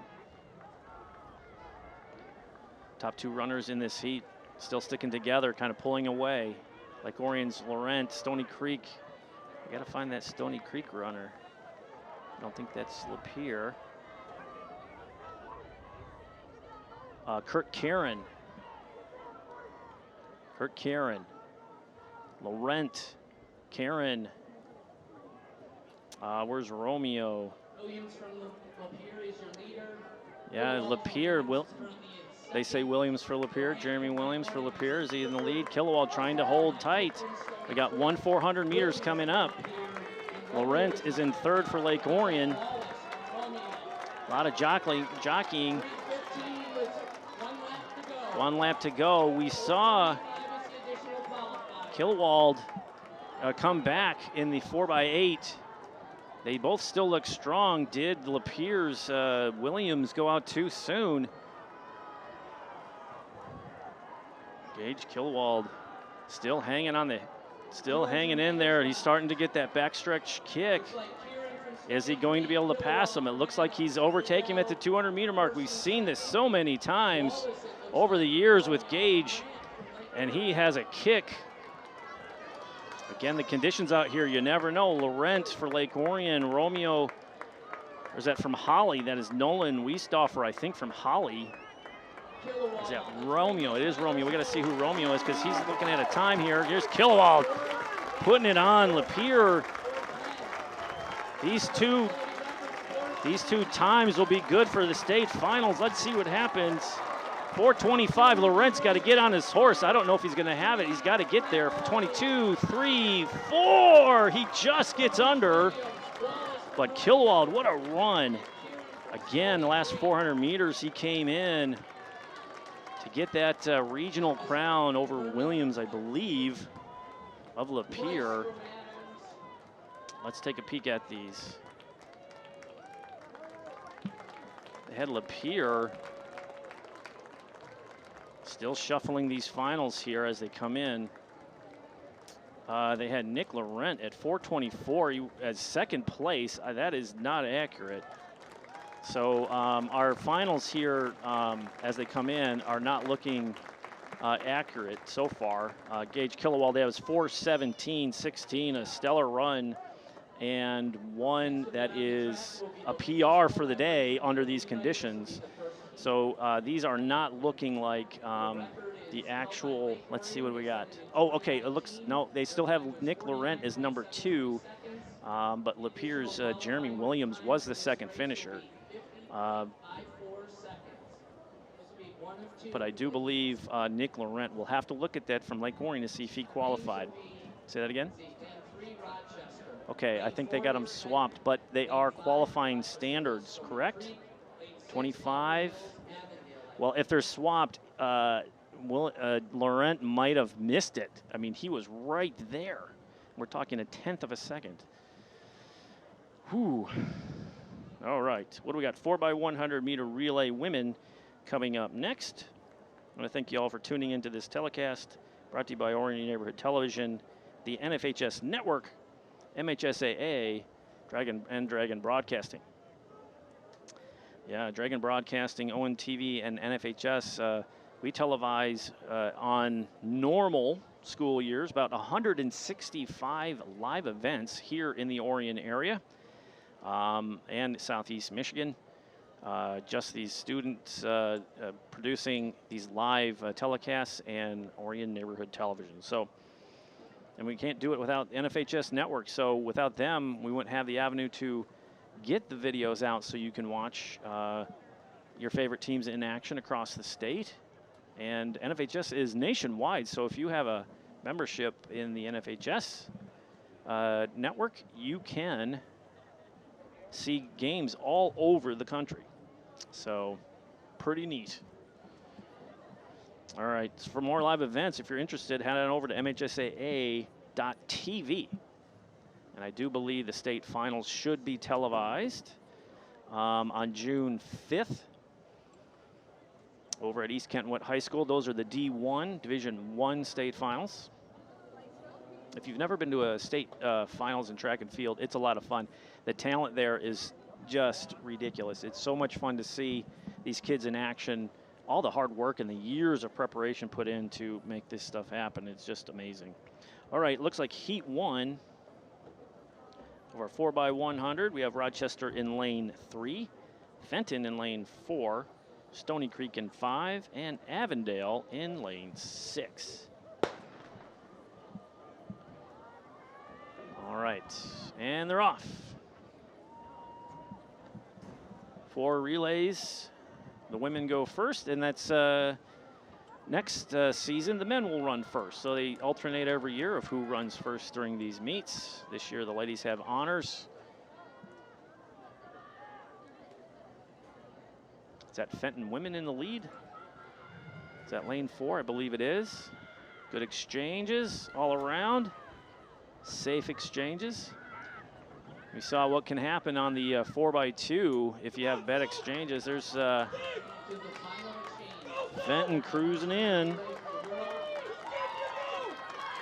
Nicely done. Stony Creek in hot pursuit. And, ooh, that was close. Almost a dead heat between Stony Creek and Bloomfield Hills, I believe that was. All right, what are we looking at for times? 52.43. 50.54 is the qualifying standard for the women in this relay. White Lake Lakeland is in lane 1 for the second heat of the championship finals. Rochester Adams is lane 2. Waterford Mott in lane 3. Lake Orion in lane 4. Waterford Kettering in 6. Kettering in 5. Clarkston in lane 6. Oxford in lane 7, and Walled Lake Northern in lane 8.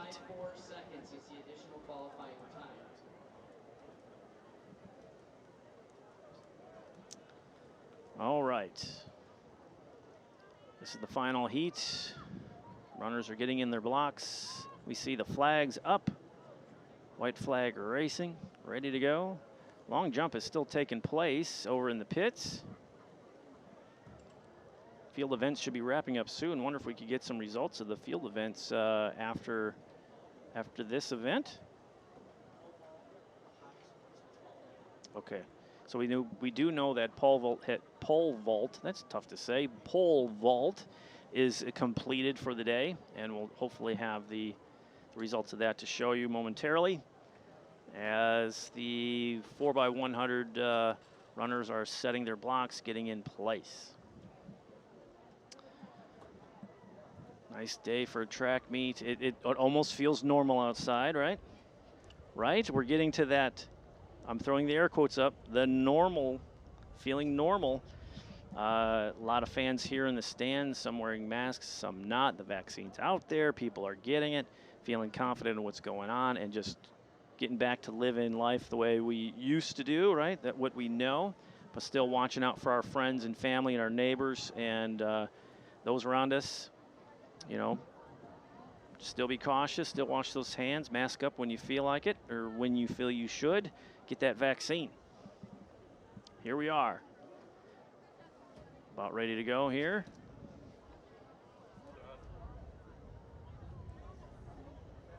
Oh, lane 2, Rochester Adams. Was it a misfire? Oh, geez, you can't stand that. We did have a meet where there was an artificial gun. It was, it sounded like a duck hunt. I don't know if you remember Duck Hunt from NES. It was like bang with a reverb, and here we go again. Let's give it a go. Back in the blocks. Rochester Adams sets in lane 2. And they're off.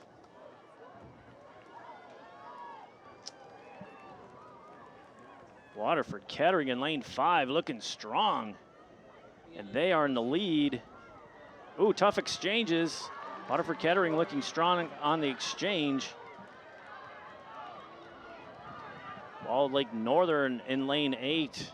And Oxford looking strong as well. Kettering on the another nice exchange for Kettering. Lake Orion is also in the mix here in lane 4. Here's the last exchange. Waterford Kettering, nice clean exchange. Lake Orion Dragons, Tish, she's the anchor. She's a 100-meter phenom here for Lake Orion. Lake Orion in the lead. It is close. What's going to happen here? Dragons take it. Close with, my goodness, Waterford Kettering in a close second. And that was Elena Tish in the anchor leg for Lake Orion to pull that one out. 1/900th of a second win over Waterford Kettering for the automatic qualifier for the state finals. And they move on. Waterford Kettering as well moves on with a second place finish. Oxford was third at 51.3, just out of the qualifying. 50.54 is the standard. They just missed. White Lake Lakeland was in 4th. Walled Lake Northern was in 5th. Rochester Adams 6th. Waterford Mott 7th. Clarkston in 8th. What a performance by the Lady Dragons in the 4x100-meter relay. They were seated first coming into this at 51.32. So that is a best for the year. They set the 51.32 mark at the OA White Championships on May 14th. So Kettering, that it kind of played out, but Oxford, nicely done by Oxford to get the third slot. But it kind of Waterford Kettering and Waterford Mott were the favored coming into this race and took care of business. Past champions of this event. It's always fun to look back a little bit, see what's going on. Let's see. Should we go all the way back to 2014? Bloomfield Hills. Look at Clarkston, 15, 16. Lake Orion women, 3 straight from 17, 18, and 19. And on the men's side, Grand Blanc was dominant, 17, 18, and 19. What can you say? And of course, we've got blanks for 2020. We all know why. We don't need to say it. All right, moving on to the men. This is heat 1. Looks like there's 8 lanes.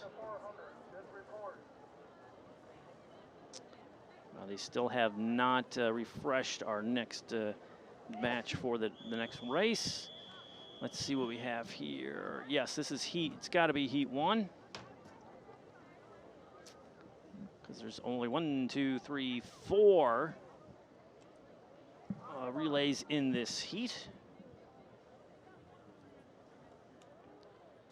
All right, 4x1 for the men. Always a fun one as well. And again, what are we looking for?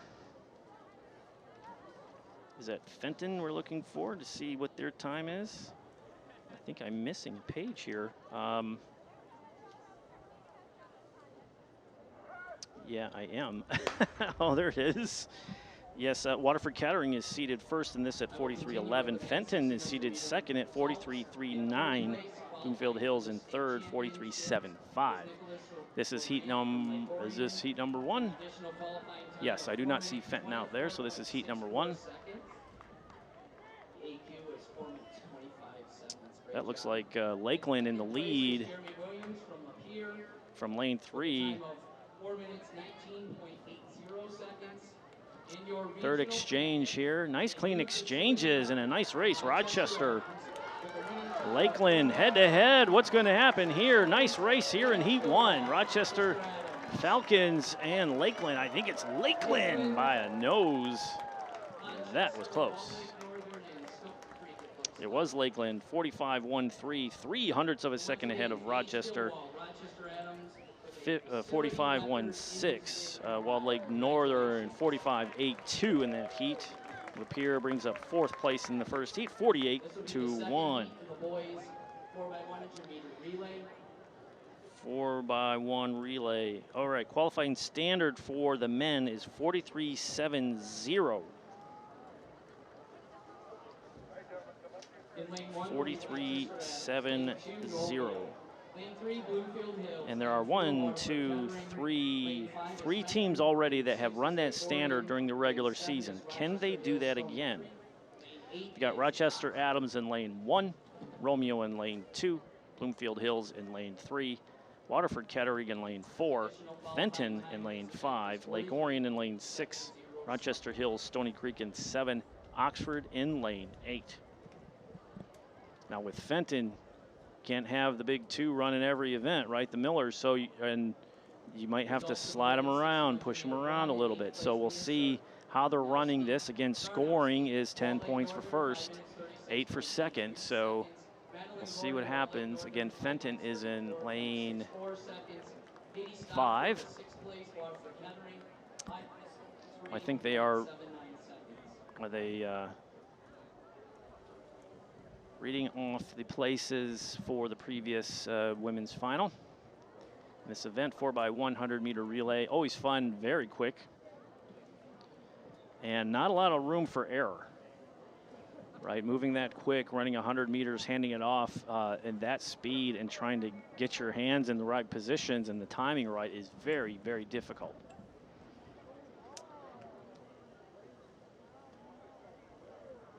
I think Lake Orion, let's see where we're at here. Yes, Stephen Brown for Lake Orion, their 100-meter specialist and all-around sprint leader, is in this event. Kettering, Eric Kraft, Andrew Gayton, DiMaggio Thomas and Gerald Daniels are the top seed coming in again at 43.11. Kettering is in lane 4. Fenton is seated second, only 1/10 of a second behind. Maybe 1500ths. Should be a good one. Again, no margin for error on the exchanges or the starts. And they're off. Top seed in this event is in lane 4, Kettering. Lake Orion closing the stagger. So is Kettering. Kettering's leadoff runner in white leggings. Here it is. Fenton zipping ahead in lane 2. My word. Miller, my goodness. Nice clean exchange. Kettering on the clean exchange. Everybody has a clean exchange. Bloomfield Hills. Is that Bloomfield Hills? Yes, in 3. Waterford Kettering. Did he leave early? Good exchange. He got it. Kettering is off. Fenton. Can they catch him? This is a race. Fenton will blow by Kettering to take the win. My goodness, in 42. Unbelievable. Unbelievable. What did we just watch? Kettering had a lead. Kettering had that lead.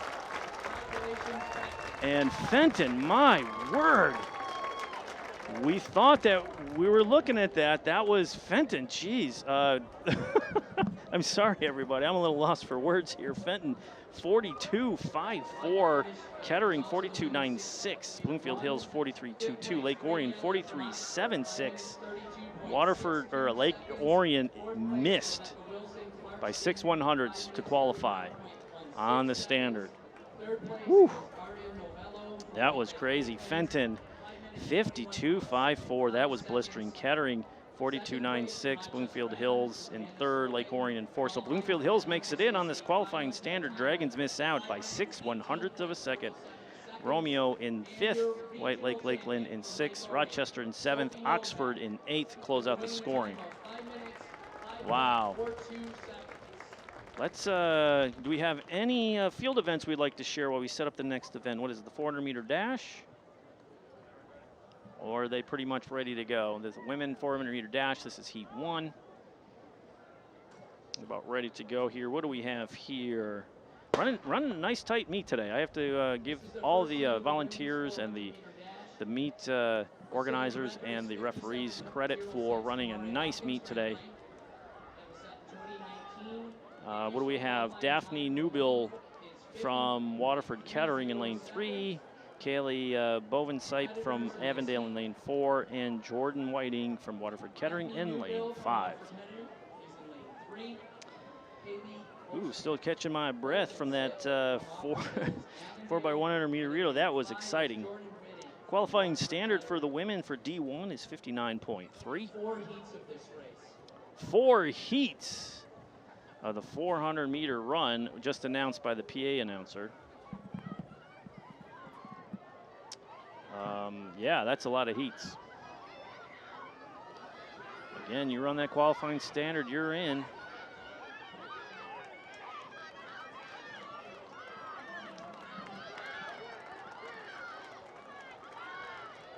Avondale taking the lead here and winning that first heat. Bovensipe, nicely done. 109.94.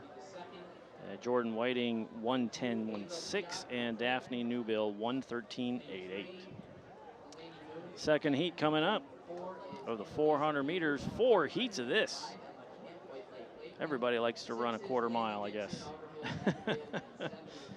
If you'd like more information about all things Michigan high school sports, head on over to MHSAA.com. Take a peek at their website. They're loaded with information. Tons of stuff going on over there. Videos on nutrition. How can you be a referee if you'd like to still be involved in sports? You know, working on multiple sports. Like athletes who specialize is kind of a thing nowadays in one athletic event. But the MHSAA is promoting, variety in athletics. Track runners should go out and try to play, go try be a swimmer. How about a baseball player go out for track and so on? We saw football players out here running track and field, doing different things with your muscle. It prevents injury. It gets you to enjoy different types of coaches, different sports, different experiences. So get out there and try a variety of sports. Don't just specialize in one thing. Athletics is supposed to be fun, serious if you want to, but it's supposed to be fun. It's a social thing, right? All right, 400 meters lining up here. Yeah, cross training for life. Exactly. The benefits of playing multiple sports is just, it's very important. If you specialize in one, you keep doing the same motion, the activity, injuries can set in. So you got to watch out what you're doing. All right, second heat here in the 400-meter dash. Ava Piet from Fenton is in lane 2. Delaney Moon is in lane 3 from Fenton. And in lane 4, we have Annalise Lemieux from Clarkston. Lane 5, Emma Camp from White Lake, Lakeland. In lane 6, Lelia Dixon from Avondale. And in lane 7, we have Victoria Aguilar from Waterford Kettering. Again, 59.3 is the qualifying standard. So if you run that standard, even in this second heat here, you're on to the state finals.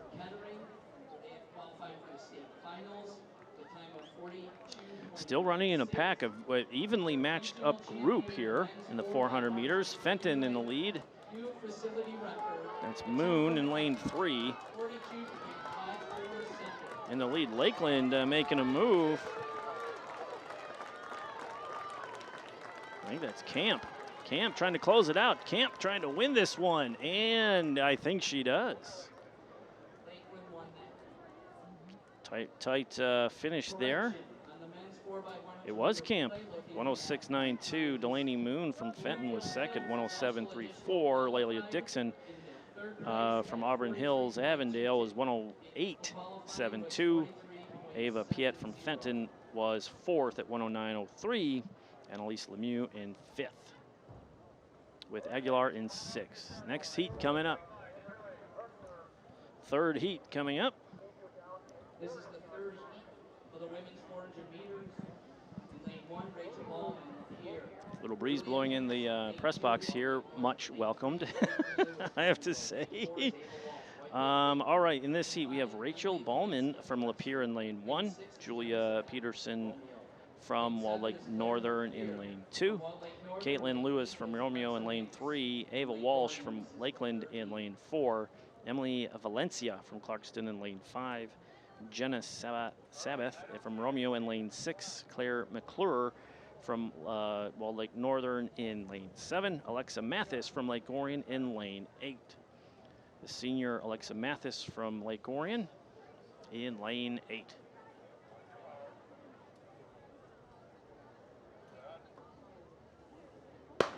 And they're off. Clean start. Always like to see the clean start. We've only had one start that was kind of strange, but that was a misfire, or a lane 8 for Romeo, and the one event they didn't quite hear the gun. I think that was the 4x2, right? And so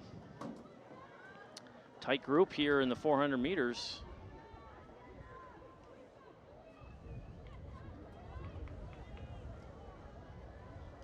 Tough to tell who's in the lead with this stagger, or see here at the 100-meter mark. Looks like Lakeland might have the edge on the inside. Clarkston's Valencia holding her own, but it is White Lake Lakeland's Ava Walsh in the lead, I believe. Walsh in lane 4. Clarkston now surges ahead. Back and forth affair. Emily Valencia from Clarkston putting in an effort. And 103 and some change. Let's see what the final scores are, or the final times are. It is Valencia, 103.69. Jenna Sabbath from Romeo. Ooh, Jenna Samuth from Arroyo from the outside takes a second in 103.95. Ava Walsh, 104.09. Rachel Ballman from Lapeer, 105.52. McClure was 5th, Peterson 6th, Lewis 7th, and Mathis was in 8th place at 107.02. Final heat of this 400 meters. This is the final heat of the women's 400-meter dash. Looks like, okay, I see somebody from Adams out there that still had their, that's Maggie Fetterman, still had her running pants on. That is hot out there. All right, so let's see, what do we have here? Grace Winkler in lane 1 from Lake Orion. Katie Lundquist from Rochester Adams in lane 2. Julia Adams from Bloomfield Hills in lane 3. Grace Jenkins from Bloomfield Hills in lane 4. She is the top seed coming in. The junior sits at 58.93 as a PR. Maggie Fetterman in lane 5 from Adams. Lane 6 is Olivia Drobnich from Oxford is in lane 6. Addison Lester from Oxford in lane 7. And Gabriella Langush is from Stony Creek and in lane 8. Yeah, we see a different, the top 10 here in the region. Grace Winkler from Lake Orion is seated 10th, but there are some names not in this. But the one to watch here is Grace Jenkins in lane 4, 58.93. No other runners so far in this field has run the qualifying standard. Everybody is Felstow from Romeo, which I don't see her in this heat running this event. She's seated 2nd in the region, but she's not running. Here we go. And we're off. Adams making a strong push on the outside. That is Fetterman. Jenkins on the inside from Bloomfield in the dark purple top. Jenkins looking strong at the 200-meter mark. Nice, strong arm drive is nice. Still, Fetterman and Jenkins look to be almost level as they come around to the 100-meter mark. It's going to be a close one here. It's almost a dead heat at the 100 meters, but it is Jenkins that is going to overtake Fetterman, but it is still a race. Maggie Fetterman from Adams is holding her own. Jenkins is out front. Oxford's, who's that? Drobnich, I think it is. 58 and some change. I think she qualified. Ooh, that was just too close. The 1-2 finish, I believe it was Fetterman, yes, at 59.22. Ooh, Olivia Drobnich from Oxford, 1:07.2, just missed the qualifying standard. Let's see, 4th place was Julia Allen from Bloomfield Hills in 1:01.43. Katie Lundquist in 5th from Adams. Gabrielle Languish in 6th. Grace Winkler was 8th in 1:04.24. So yeah, the senior from Lake Orion putting her best effort in today at the regionals. But what are you going to say about Grace Winkler, or Grace Jenkins, excuse me, the junior, only a junior. So we're going to see her again next year in these finals, I'm sure. And she's off to the state finals. Nicely done. Men's 400-meter dash. Not sure if I heard they mentioned how many heats. 4 heats of this one as well. I think, let's see, who do we have here running in this first heat? Jalen Walton from Avondale in lane 3. Shane Valerio from Hawley in lane 4. And Aiden Brandt from Lapeer in lane 5.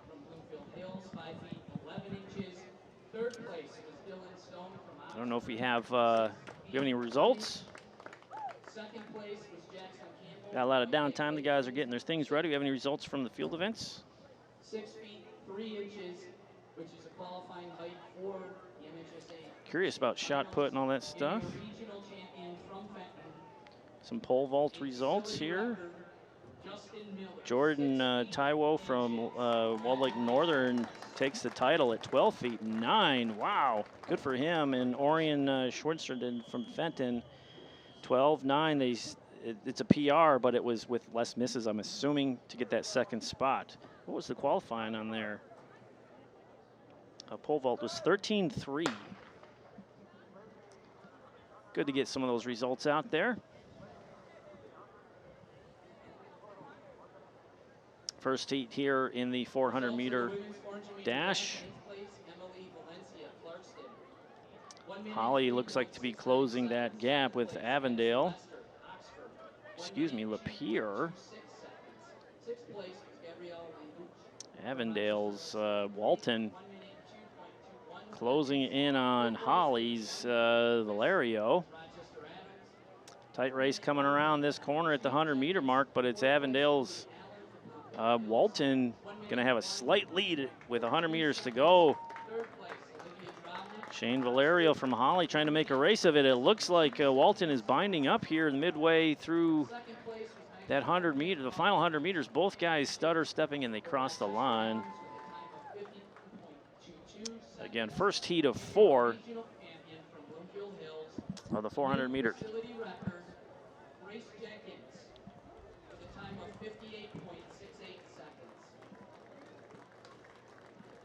Heat 2 rolling up to the line here, trying to look for some more results for you guys to share.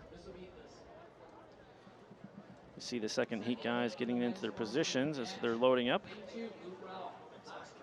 Okay, women's high jump results. Federica Stella from Oxford. She came in as the favorite, and she takes the crown at 5'4". Ania Semmer from Holly in second at 5'2". Leah Stone third at 5'2", and the qualifying standard for the high jump is 5'2". So who else? Leah Stone from Rochester. So 3 qualifiers in the women's high jump for the state finals. Good for them. Still getting the blocks ready if we have any other finals to share with our viewers. Women's pole vault, always fun. Now the Lake Orion pole vaulting crew for years has dominated, but they have a new blood in town, and Kate Leonard from Lake Orion takes it 11 feet 4 inches to take the pole vault, and the qualifying standard is 10.3. So it looks like, well, Jenna Golub from Clarkston was already there. She was a second place finisher, so she's on her way.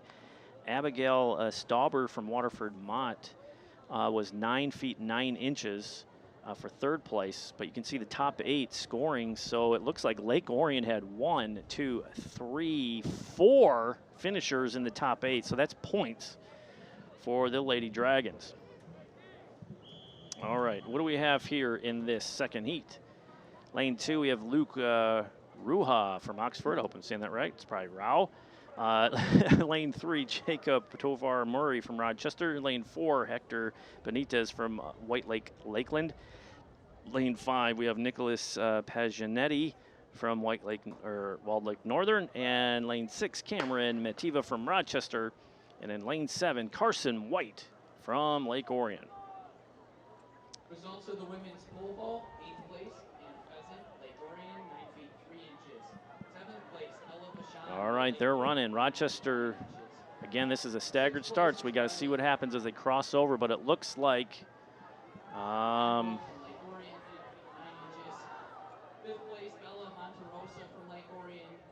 guys are shuffling all over the place in this race. Lakeland on the inside looks like he's got the juice. Who is that?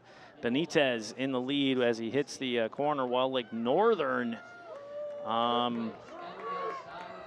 that is Pagianetti trying to run down Benitez. But I think Benitez cruises to the W in this heat.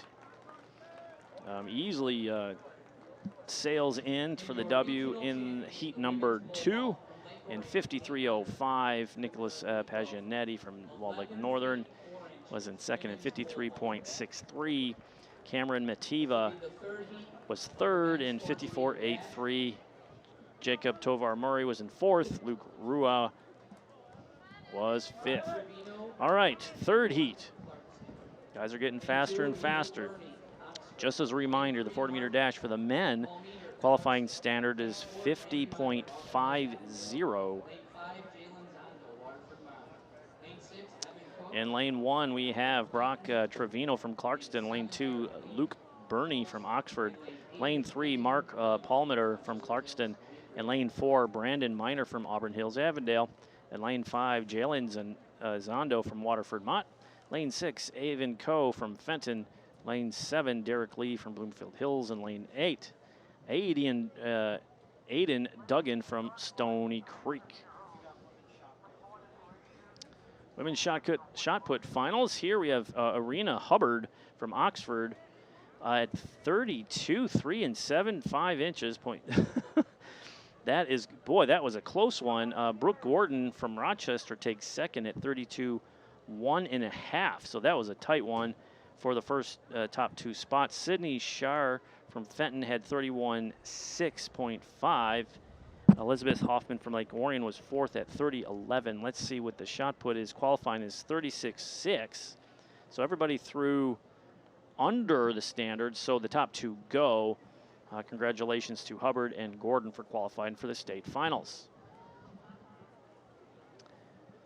And we're about underway for heat 3 of the 400-meter dash.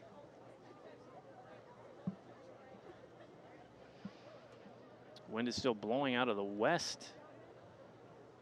Sun is kind of trailing behind us now. Long shadows on the infield, which is nice. So no direct sun. Still warm, still nice. Heat but that track still holds that heat. Your feet on that track, it just, you can feel it.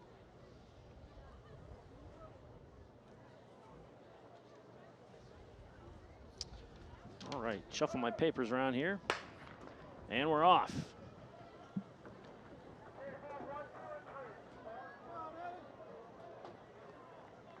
All right, coming around that first corner. It's like Derek Lee, Bloomfield Hills, and Stony Creek's Duggan neck and neck. But again, there is a stagger, so Waterford Mott and Fenton are looking pretty strong here as they round that corner on the backside. Avondale making a move. It looks like we might have 3 abreast, 4 abreast coming to that 100-meter mark. Waterford Mott in the lead. That is Zondo. Zondo out in the lead, looking strong. Very strong. Could he do it? Get there, get there. He's close. Ooh. The qualifying is 50.5. He did it. If that holds, Jalen Zondo qualified for state in the 3rd heat, 50.49. I believe he makes it in. If this number is correct, he's in. What a performance by Waterford Mott's Jalen Zondo. Miner was 2nd with a 51.59. Luke Burney was 3rd. Wow. We're going to have to see if that stands and how that, the guys in this final heat have to know what he just did. 50.49. We got to keep an eye on this. This is the final heat, correct? Final heat of the 400 meters. Oh, finals men discus. We have Hartman from Lapeer, 1:59.5. My goodness, Ben Haas at Clarkston, he got 2nd, 1:38.5. Is that surprising? And Drew Nieper from Lake Orion is 3rd at 1:35.7. Let's see what we have here. That is discus, correct? Yes, so discus qualifying is 1:45.3. So Drew Nieper does not qualify. Ben Haas goes, and does Hartman. Congratulations to those 2 for qualifying for the state finals. All right, in lane 1, we have Xander Piccolo from Rochester Adams. Lane 2, Joseph Iquinello from Walled Lake Northern. Lane 3, Donovan Hayward from Rochester Adams. And lane 4, Noah Sage from Fenton. Lane 5, Thomas Boyle from Stony Creek. In lane 6, Tyler Tarantino from Lapeer. In lane 6, again, 7. Lane 7 is Evan Votruba from Rochester Adams. And in lane 8, Jacob Corliss from Lake Orion. Rochester Adams, 3 in this fast and final heat. But we still have Waterford Mott's Zondo, who went 50.49. Look at Fenton go. Noah Sage. He's the favorite in this one coming in. We knew that.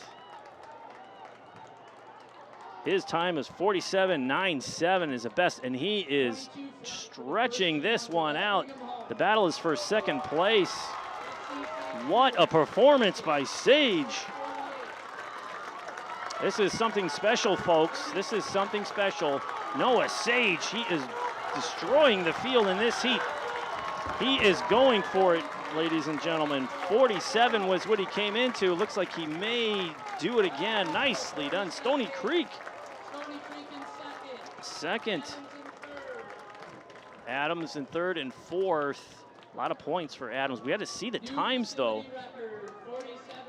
New meet record by Noah Sage, 47.69. But I want to see if Zondo gets put into that, because the Zondo Vermont in the previous heat was faster than Boyle. So Boyle was at 51.02 for second. Vetruba was third at 52.54. Donovan Hayward was fourth. Jacob Corliss was fifth. LaPiccolo for Adams was sixth. And Equinello was seventh as listed. Tarantino did not start as it is listed here, but we got to see how that runner for Waterford Mott, if that actually came out when we get the finals. We'll have to dig into the graphics there, but my goodness. Women's 300-meter hurdles up next. 2 heats of this, I'm assuming. What a brutal event, the 300-meter hurdles. As the hurdle crews out there working very quickly to get the hurdles up and running. 3 heats of the women's 300-meter hurdles. Whew, that was a performance for the ages. Everyone, that was a record-setting performance. Nicely done. It's always fun to see that sort of thing. Noah Sage, the senior, his previous best time was 47.97. Set that at the Saline Tracktown Showdown on May 7th.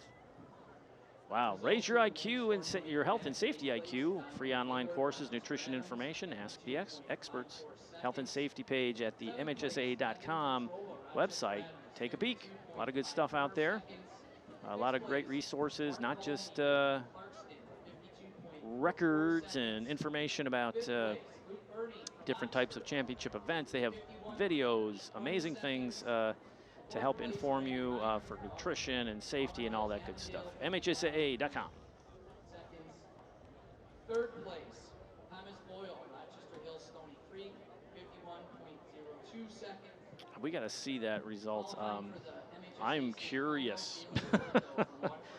Do you have to be in the final heat to, you don't have to get in to qualify. Noah Sage, what a performance. You can hear the announcer. 47.69 and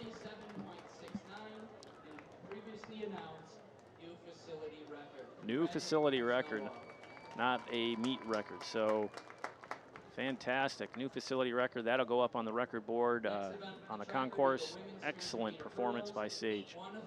All right, he won at 300-meter hurdles. In lane 2, Elizabeth Fajardo from Rochester Stony Creek. Lane 3, Bella Cheff from Holly. Lane 4, Kaylin Bracey from Waterford Kettering. And lane 5, Anastasia Oreski from Waterford Kettering. And lane 6, McKenna Pepahagen from Waterford Mott. All righty. Far side over there, trying to get the shots of the 300-meter hurdles. A great shot from our far side backstretch camera, operated by our good friend Mike Goss from ONTV. Came up after work to run the cameras for us. Really appreciate it. 300-meter hurdles is a tough event.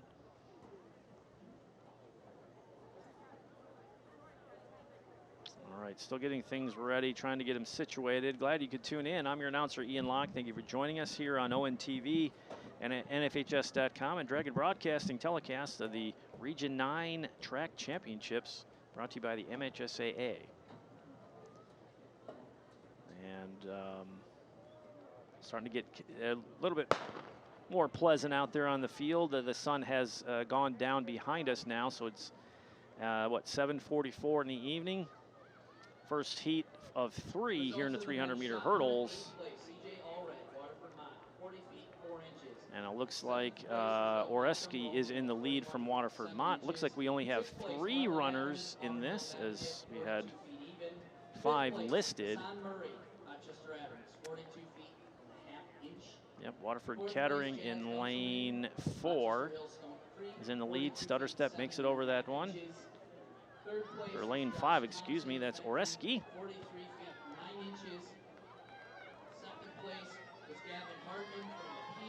Stony Creek in lane 2. And there is Oreski coming up to the finish line, and one more hurdle to navigate. The hardest one, it was always the last one.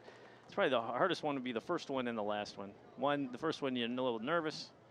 The last one you're ready to go to bed. You're ready to lay down on the track. Nice performance there by the competitors there, Orleski, Farhado, and Pepe Hagen. All right, moving on to Heat 2. Looks like we have a full complement of runners in all 8 lanes. We do. Lane 1, we have Audrey Warren from Lapeer. And lane 2, Jordan Beebe from Oxford. Lane 3, Lucy McCarthy from Walled Lake Northern. Lane 4, Brooke Perry from Clarkston. Lane 5, Elena Hale from White Lake Lakeland. And lane 6, Megan Fuller from Stony Creek. Lane 7, Deanna Kerzerman from Mott. Lane 8, Olivia Mitchell from Holly. And we're off.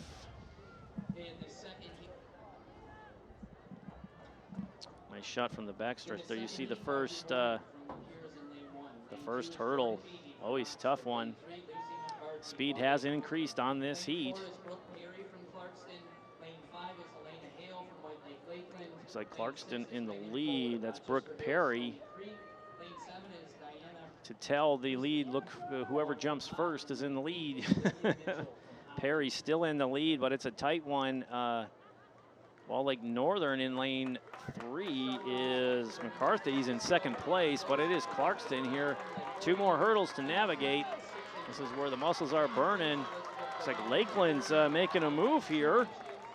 Hale overtaking Walled Lake Northern on the stumble. Ooh, that was a close one. Oh, and a tumble there. That's tough. It's the hazard of the trade on the 300-meter hurdles. And 47 is the qualifying standard for the women to make the D1 finals. Perry was first in 51.26. Hale was second at 52.13. McCarthy was third at 52.28. And Jordan Beebe was fourth at 56.63. Fuller was fifth. Warren was sixth. Kiesman was seventh. Okay, moving on. Is this Heat 3? Third and final. Third and final. Let's take a look. 300-meter hurdles. Destiny Dorkins from Adams has the #1 seed coming into this contest at 47.28. Did that at the OAA Red and White Championships on May 14th.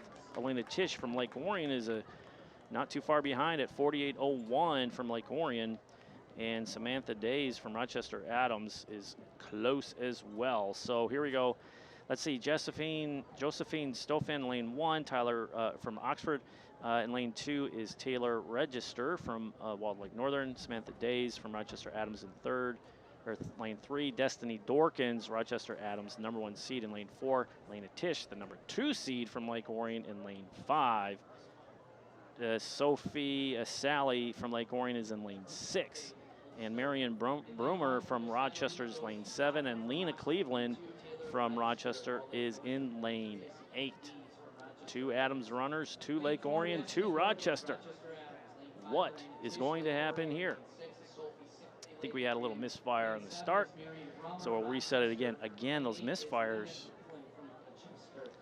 they can play with your head sometimes.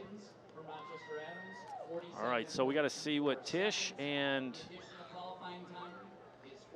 Dorkins, I believe, are the 2 that are going to go at it. They were seeded top 2 in this region coming in. But it is close. Days also is right there with Tisch at 48.97, just very close, just 9/10 off. All right, here we go. And Tish, we saw what she did in the 4x1 for Lake Orion in that anchor leg coming from behind us to propel her team to the state finals. Tish and Dorkins side by side. It looks like Dorkins is in the lead. Who's jumping first? It's Dorkins, then Tish, and Walled Lake Northern out there, or Rochester. That is Cleveland. Who's going to have the solid home stretch run here? Is it 2 Lake Orion runners here? That's Tish and Sally going at it for the second one. Can they make it through? Walled Lake Northern making a move. That's Register looking for that second spot. Tish is still fighting through those hurdles. Dorkins is going to win easily, but Tish is closing the gap. Can she close? Let's see what happens. Tish, oh my goodness. Dorkins collapses at the finish line. She gave everything she had. Lena Tish coming back to help Dorkins to her feet. I don't think she's ready to get up. She is exhausted. What a final. Lena Tish takes the win, 47.91. That is a PR for her on the season. Dorkins second, 47.99. What did we say the qualifying standard was? 47. So just Tish and Dorkins make it out of the regionals into the state finals. Great sportsmanship by all around to help Dorkins up off the track. Right, a lot of these runners know each other from track club, running from against each other from middle school age all the way through high school. So, yeah, what a performance by Elena Tish, though, for Lake Orion. 10 points for the Dragons. My goodness, that was a battle indeed. And Dorkins even ran a PR for the season in that race. So got to give it to the two heavyweights in that event. Really came out and put on a show. That was a race. Tish closed that gap down right at the end. I would say the last, 3 meters. It was very close. All right, heat number 1. How many heats of this? 1 heat. All right, 1 heat of this. I guess the guys know something the girls don't. 1 heat is better than all the others. All right, so we have Dominic Montgomery in lane 1 from Waterford Mott. In lane 2, Daniel Mays from Fenton. Lane 3, Jacob Chouinard from Oxford. Lane 4, Marcus Mitchell from Holly. In lane 5, Jasper Camo from Lapeer. Lane 6, Daniel Haskell from Lakeland. Lane 7, Nicholas Roy from Lapeer. And lane 8, Gavin Stuber from Fenton. And they're off.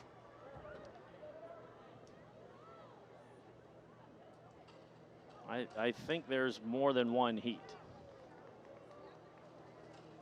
I do believe there's more than 1 heat. So here's heat 1.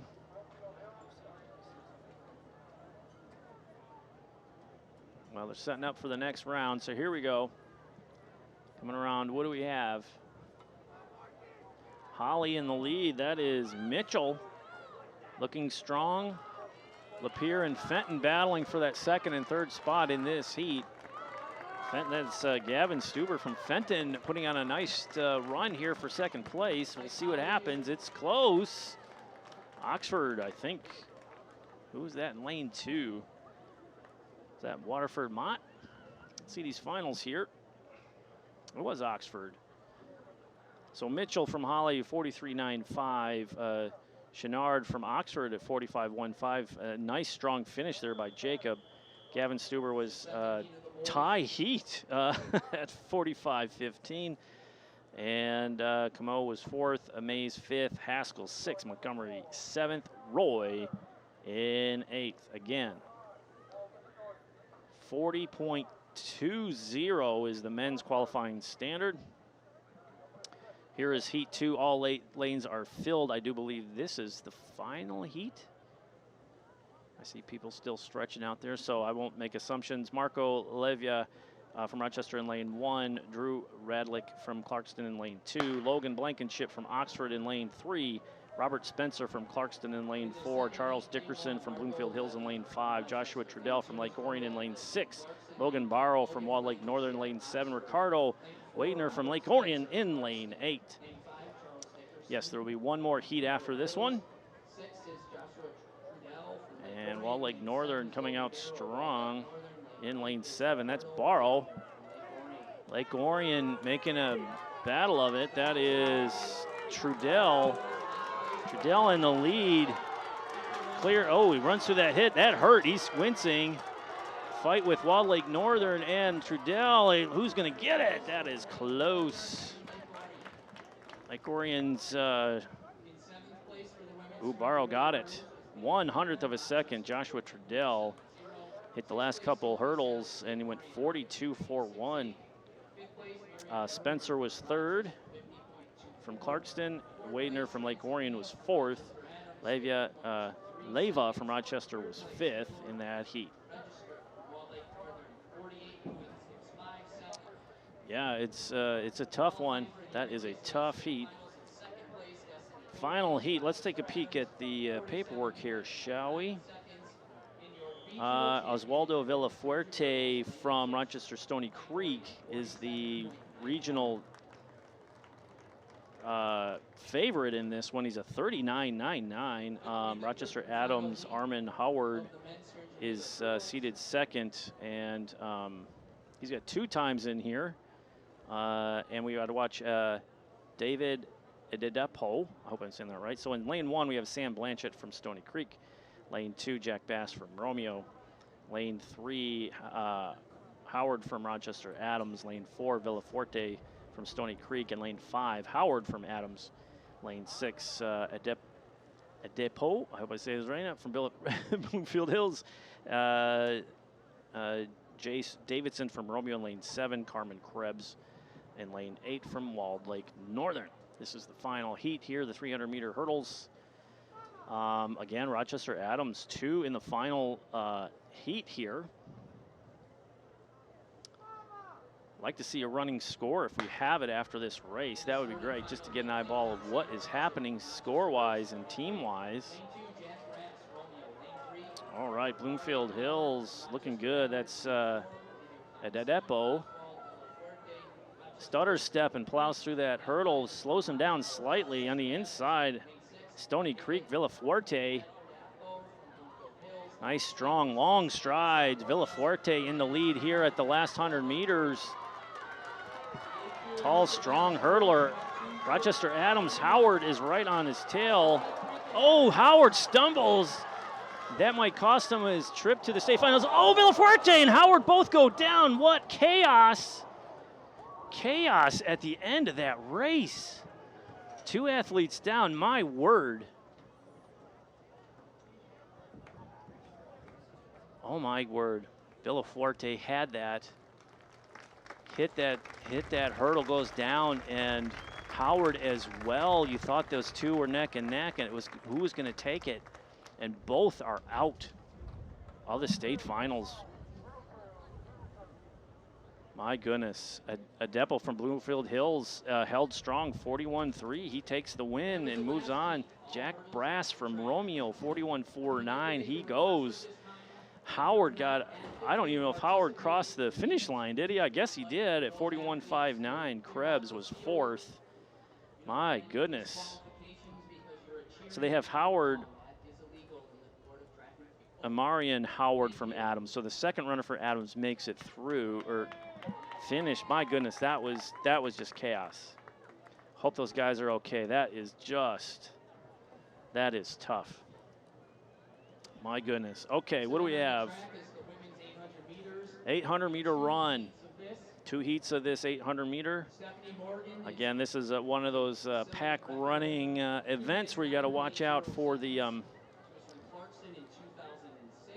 just watch out for the crowd and watch for the spikes, and you know, we'll try to do our best to tell you who's who and what's what.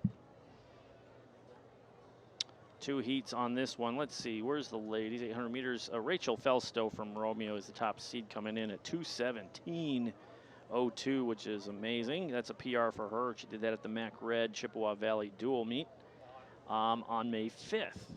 Sophie Novak from Lake Orion is seated at 2:21.5. She did that at the New Balance Invite Session B on May 7th.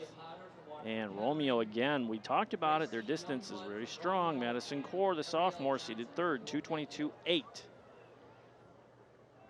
All right, so here's the first heat. Gracie Youngblood from Romeo, Ella Cox from Fenton, Madeline Axe from Avondale, Lulu Tellerico from Rochester, Megan Essenmacher from Lapeer, Gabrielle Strychkowski from Waterford Mott, Megan Coe from Stony Creek, Rebecca Martz from Rochester Stony Creek, Chloe Slaby from Lakeland, Sophia Potter from Waterford Kettering, Ariel Johnson from Bloomfield Hills.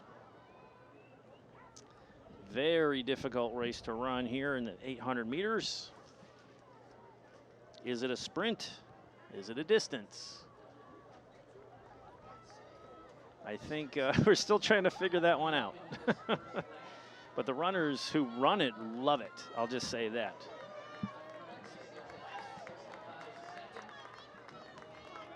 Romeo battling there, looking very strong. Youngblood.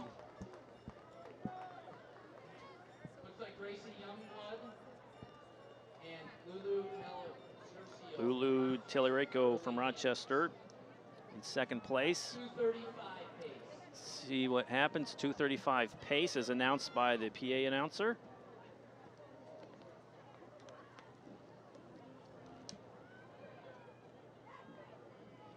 All right, coming to that 300 mark along that backstretch.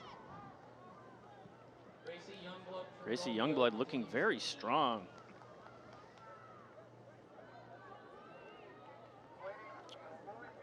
Lulu Tellerico is still holding on to second place. Slaby from Lakeland is creeping up.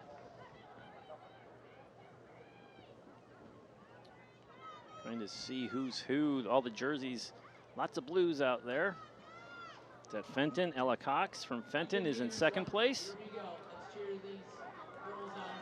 Lulu in third. Here's a nice race. Who has a kick? Ella Cox has a kick. Can she over? She's going to overtake Youngblood. We have a race here. Nice kick by Ella Cox to take the W here in this first heat of the 800 meters. Rochester, nicely done. Stony Creek coming in here in sequence. That's Coe and Martz.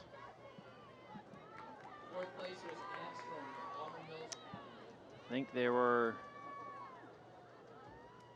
just going to be 2 heats of the 800 meters.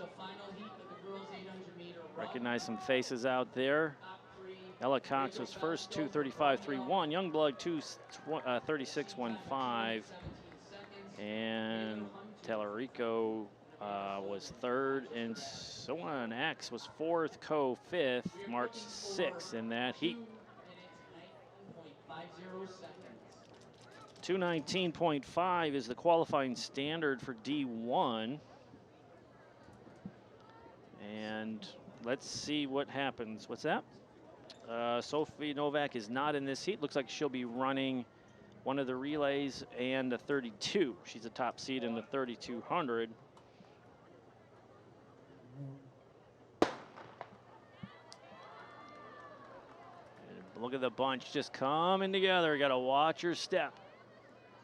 Gets very crowded out there. You don't want to get boxed in. It can really throw off your tempo. So here we have Rachel Felstow from Romeo, Taylor Huntoon from Fenton, Amanda Solden from Adams, Michaela First from Waterford Mott, Ava Porter from Walled Lake Northern, Katie Stauffer from Waterford Kettering, Shannon Billette from Clarkston, Ava Novello from Lakeland, and where else are we? Liv Urbano from Rochester Adams, Kate Cotter from Clarkston, Lauren Schiller from Oxford, Alanis Roman from Northern, and Marilise Craig from Rochester Adams, Ava Coe from Lake Orion, Jesse Johnson from Oxford, and Caroline Boulat from Rochester. There's a lot of names in there that are the siblings of other runners we've seen before. And here we go, Romeo, Rachel Festow, and then the pack battling for that second spot to get to the state finals. Bell lap for Felstow. No surprise here. She's the top seed at 2:17. The class of this this field, it's going to be a battle for second place because Fausto's the only one that really runs the standard to reach the D1 finals. Have 4 runners jockeying for that second spot. This is a race for their life. Waterford Mott first, Solden, Fenton's up there too. That's Huntoon. Who's going now? That's Huntoon and who is that? Porter? I can't, gotta see. That's Fenton, Huntoon. Huntoon from Fenton is in second place. Waterford Mott is in third. That's first. Festo's going to take this one easily, but we got a battle here. Waterford Mott trying to get up there, but I don't know if she has the juice. Taylor Huntoon from Fenton stretching it out, going to get that second spot. Going to get that second spot to the state finals. Here come the finishers in a flurry. Solden comes in 4th, I think that is. Nope. Boy, that was an interesting race. You had a battle for that second spot, and it's Taylor Huntoon that takes it, but Rachel Fausto, what can you say? 2:17.87. Not a PR, but about what we thought she would do. Taylor Huntoon gets that second qualifying spot at 2:23.25. Michaela First from Waterford Mott is 3rd. Shannon Billette from Clarkston is 4th. Amanda Solden was 5th. Jessie Johnson from Oxford is 6th. Kate Cotter was 7th from Clarkston. And in 8th place, to round out the scoring, was Lauren Schiller from Oxford. Oh my. That is exciting. My goodness. Here are the guys. Let's see. Where's my paperwork? All right. 800 meters. Dun, dun, dun, dun, dun, dun.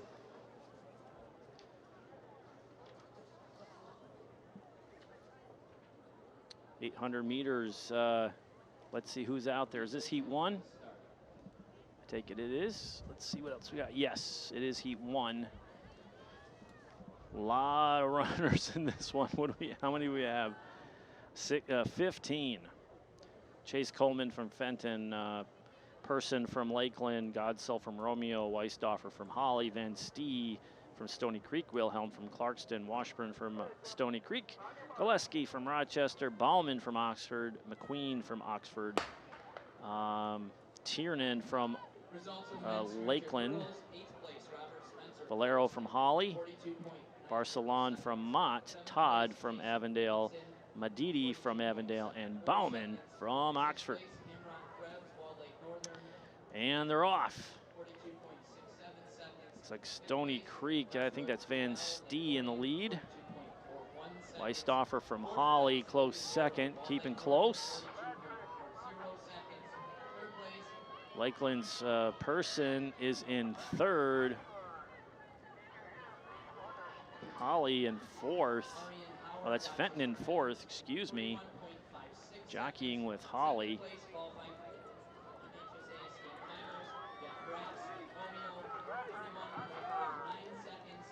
Stringing them out here. Stony Creek in 1st place. That's Person, or excuse me, Van Stee.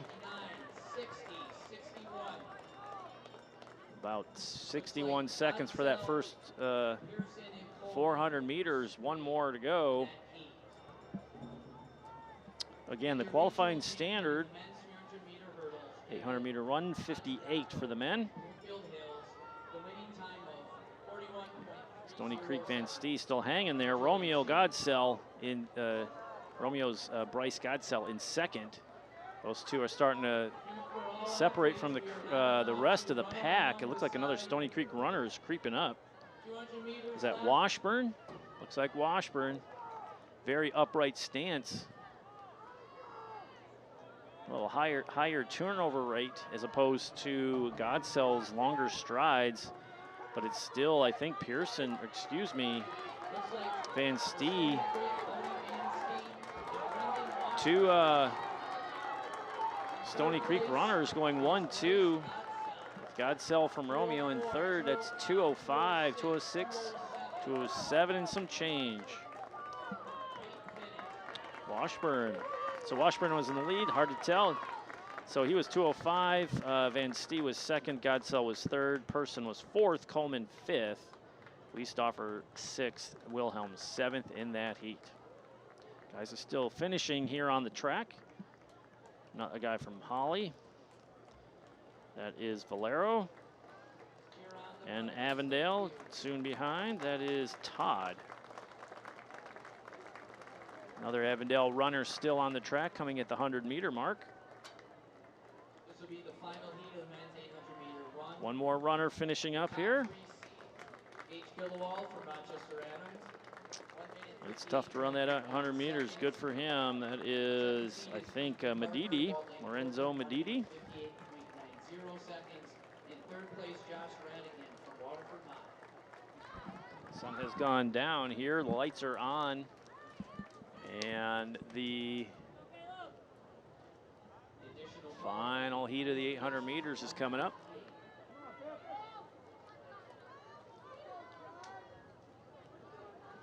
Jogging down the track, let's see. Who do we have here? Another nice field, 16 runners in this heat. They have Gage Kilwald from Rochester Adams. We saw him earlier. Where is he? Did they pull him?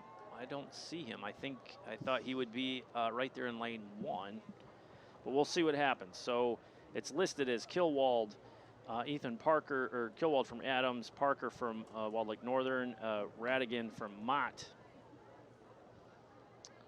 I think they're adjusting this as on the fly. They did take Gilwald out. Gage Kilowald has been removed. He is not in this field. Ethan Parker, Walled Lake Northern, Radigan from Mott, Rouse from Rochester Adams, Luke Pearden from Lake Orion, Williams from Lapeer, Pressel from Romeo, Bartle from Kettering, Anderson from Clarkston, Parker from Walled Lake Northern, Hamilton from Fenton, Mercier from Waterford Kettering, Price from Rochester Adams, DeVoe from Rochester they had Kilwald. They moved him down to the bottom, but I don't think he's running. We'll see. I do not see him out there. And you have Nick Laurent from Lake Orion and Jeremy Williams from Lapeer. So it looks like Waterford Mott, Radigan is out front. Lake Orion's Pearden. Where do we have them? Okay, so they run in 3 abreast here in the first 400 coming down the stretch.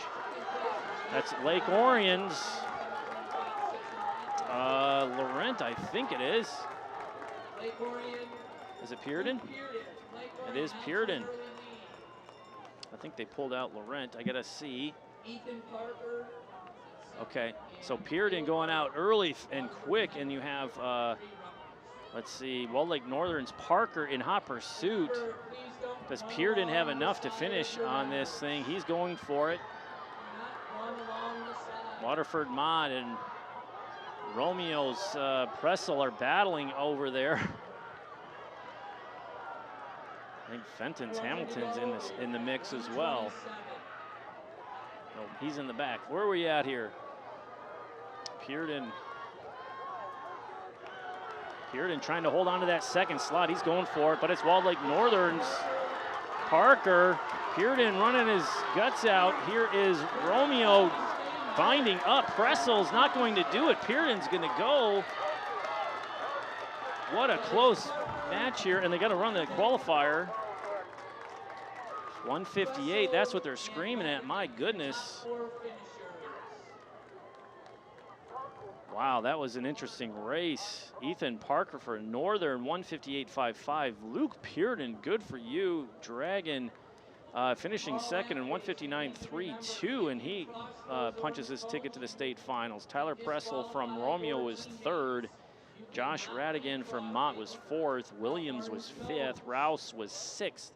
Anderson was seventh.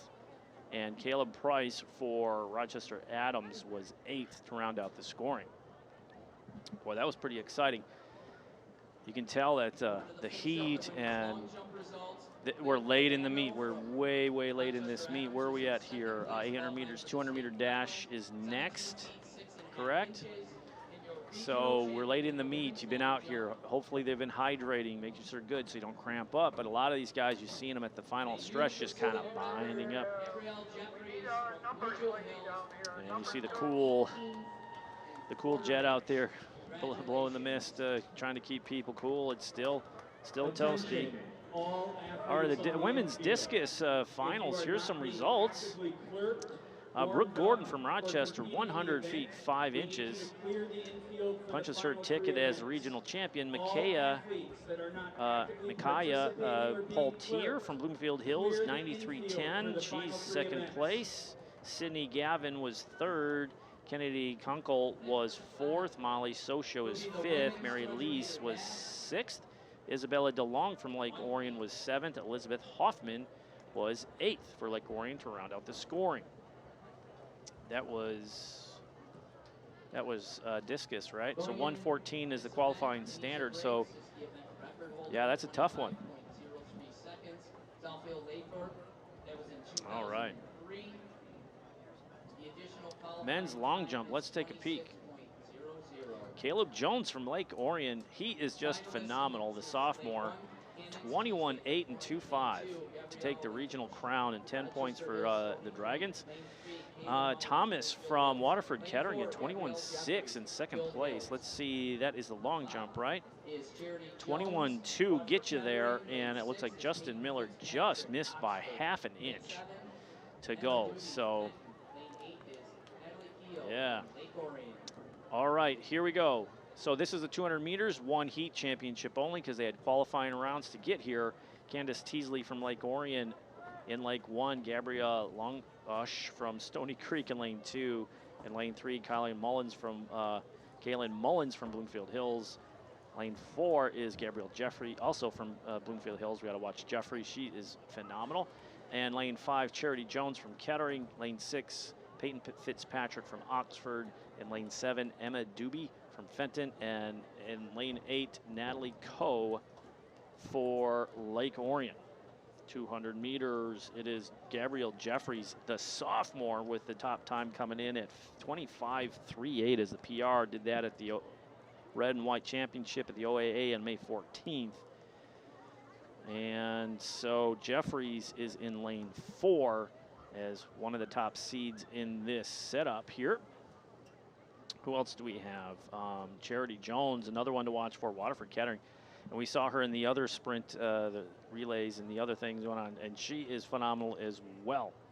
This is the 200-meter sprint. What are we looking at here for the state meet qualifier? 200-meter dash, 26 seconds to get you there, and 26 flat. Got to be clear on that. So Charity Jones is the second seed, but the next one is Peyton Fitzpatrick from Oxford, and she is off just under a second. So here we go, 200 meters. Your top seed will be in lane 4. Gabrielle Jeffries from Bloomfield. Gabrielle Jeffries doing what she does best. Look at her go. Charity Jones trying to do her job too. She is in second place. Looks like it's going to hold, but Jeffries dominates. Waterford Kettering's Jones, 1-2. That is some running, folks. That is amazing. Gabrielle Jeffries, the results here. No surprise, Bloomfield Hills, 25.32. And 26 is the qualifying standard. Charity Jones, she's in. Second place for Waterford Kettering, 26.61. Emma Doobie for Fenton is third. Natalie Coe for Lake Orion is fourth. She moved up from her placing out in lane 8. And Gabrielle Langush is fifth. Candace Teasley is sixth for Lake Orion. We had do not starts for Mullins and Fitzpatrick for those two. That's a little bit surprising. Could have been injured on the qualifying rounds. But that's points for Bloomfield Hills and Lake Orion too in the finals. Okay, here we are. Men's 200-meter finals. Kobe Reed in lane 1 from Bloomfield Hills. Evan Knox in lane 2 from Bloomfield Hills. Stephen Brown from Lake Orion. In lane 3 from Lake Orion, Brandon Miller from Fenton in lane 4. Noah Sage, the names again, Fenton, the 1-2 seeds here. Noah Sage, Fenton in lane 5. George Gage from Avondale in lane 6. Simons in 7 from Holly, and Messner from Romeo in lane 8. We do see the 2 orange jerseys out there, no surprise. The top 2 seeds in this heat are Miller, Sage, I should say the top 3, and Brown. So Fenton could really, really put an exclamation on the sprints today. We've seen just amazing performances from those guys. Facility records, I think, for Miller or for Sage. The relays, the 100 meters, I mean, everything. Unbelievable.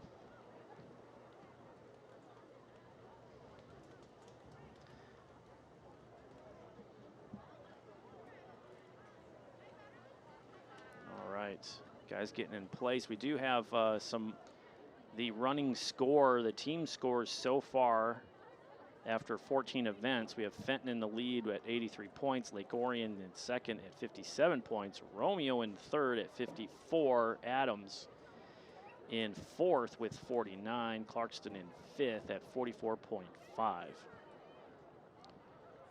No surprise there. Fenton's really been tacking on the points, and I have a feeling they're going to add quite a few more in this heat here. On the women's side of things, after 15 events, Lake Orion women, 100 points. Rochester Adams second at 89 points. Bloomfield Hills third with 66 points. Oxford fourth with 65, and Rochester in fifth place with 42.5. And we're off.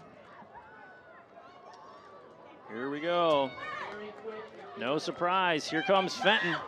Look at the lean on those guys. We had a couple empty lanes here in this race. Look at this. Just sit back and enjoy the run. That is amazing. My goodness, Fenton goes 1-2. I think Brown for Lake Orion was third. We got to see what the time is, though. Almost too close to call. Qualifying. Winning time was 21.25.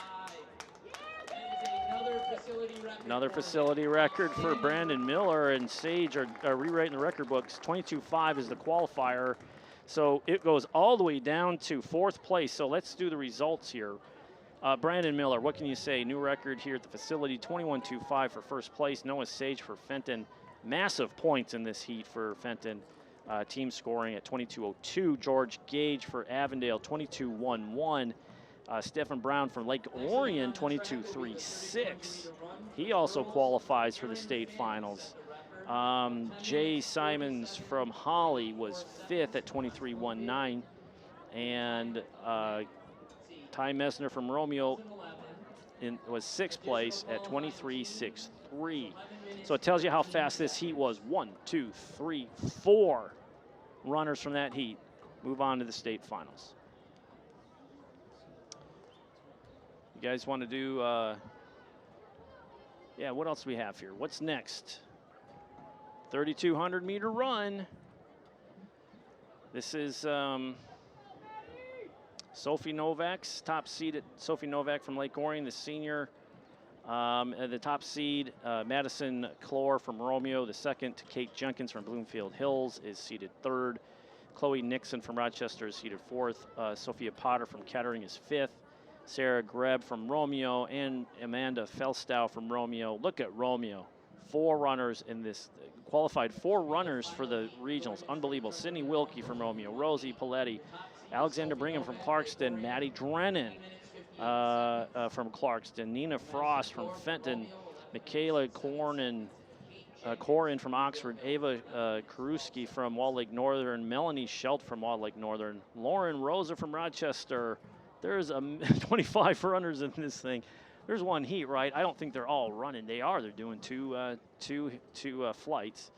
Melanie Schelt, Rosa from Rochester, Pasimmer from Oxford, McFarland from Adams, Henson from Stony Creek, Farrell from Fenton, Osborne from Lake Orion, Feurig from Lake Orion, Smith from Adams, Mann from Lakeland, and Lang from Lapeer.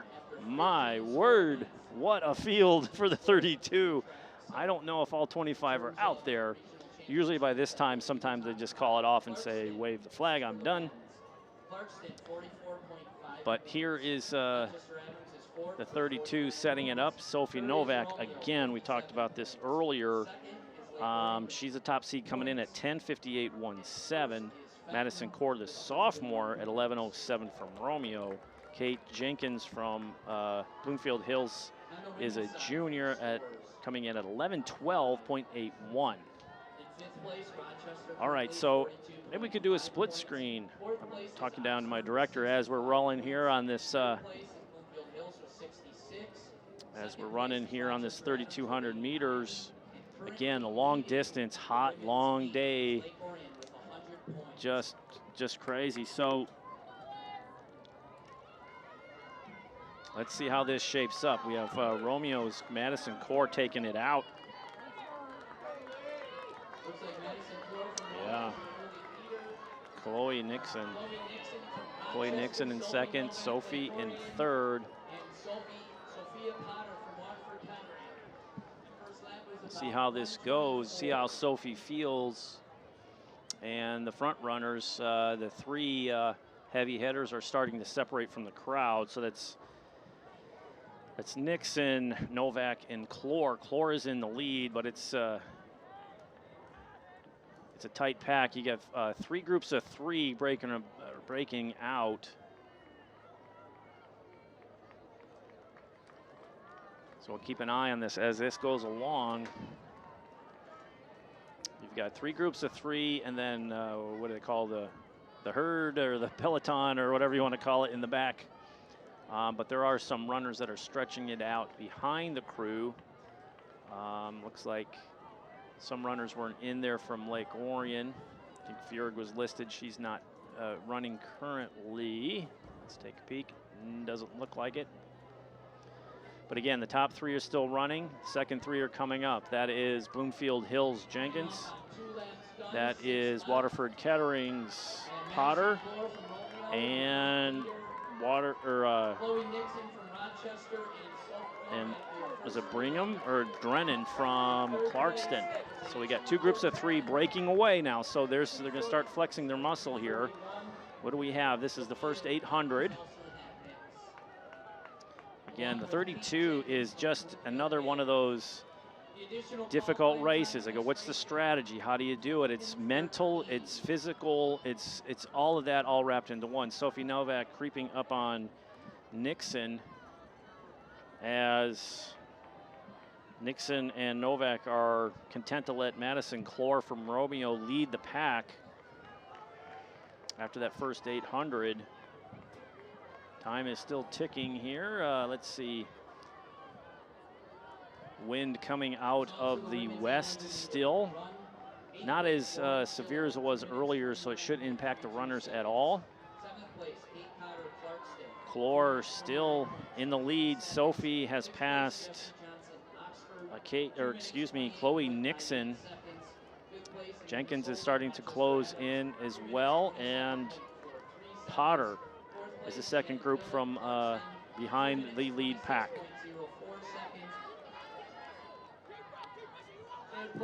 It is Clore, Novak, Nixon, Jenkins, and Potter.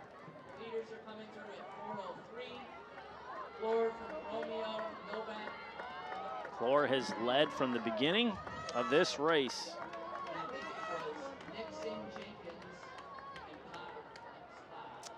Looks like Nixon is fading slightly. Novak looking strong and still holding with Clore. Content to let Clore drag the group around the track. Let her draft off the back. Strategy again. Sophie will be content to hang back there. When she feels like it, she'll make her move. We'll see after the first mile. Still the two starting to stretch it out. Jenkins fading slightly, as is Potter. Chloe Nixon from Rochester still in third, trying to keep pace. with the leaders Clore and Novak. Sophie Novak set the school record here at Lake Orion High School just I think it was 2 weeks ago at the OAA Red and White Championship meet. She now holds all the school records in the distance events from the 800, the 16, and the 32, and is a member of the 800-meter school record setting team from 2019. The leaders begin to lap some traffic out there on the course, but it is Clore and Novak pulling away from the rest of the crew. It's a two-person run here. See how it goes. Good split screen there. The leaders on the left. New thing we've added at this this year's regional meet, so you can follow the leaders and the rest of the field on the right.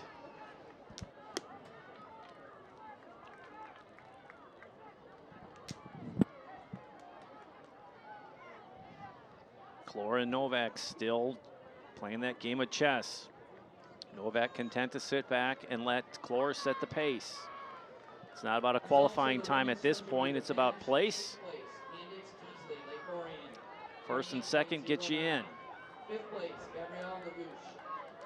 Sophie Novak wiping the sweat from her forehead. It is humid out here. It is still warm.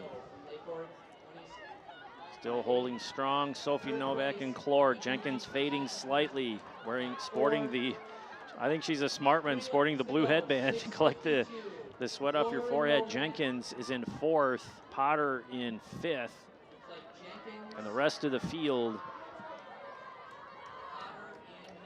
Clore and Novak still battling out there. They both know it just takes first or second place to get you in. What is the qualifying standard? We haven't talked about that yet. 3,200 meter run. 11:13 gets you in. I think we mentioned earlier that let's see, 11:13 gets you in. There's just 2. Actually, Kate Jenkins from Bloomfield Hills has run that time, but Chloe Nixon, what is her top time? Chloe Nixon, her best of the year is 11:31.8. She did that at the OAA Red and White Championships on May 14th as well. A lot of records were, personal bests were set at the league meet, but Jenkins from Bloomfield Hills needs to get moving if she's going to match her personal best on the year and make that qualifying standard. Leaders are starting to lap the field here, so we got to keep track of who's who. It gets kind of confusing down there. Clore and Novak lapping the field. Jenkins from Bloomfield Hills crosses that line. She's still back. She is off the pace for the qualifying standard for the finals.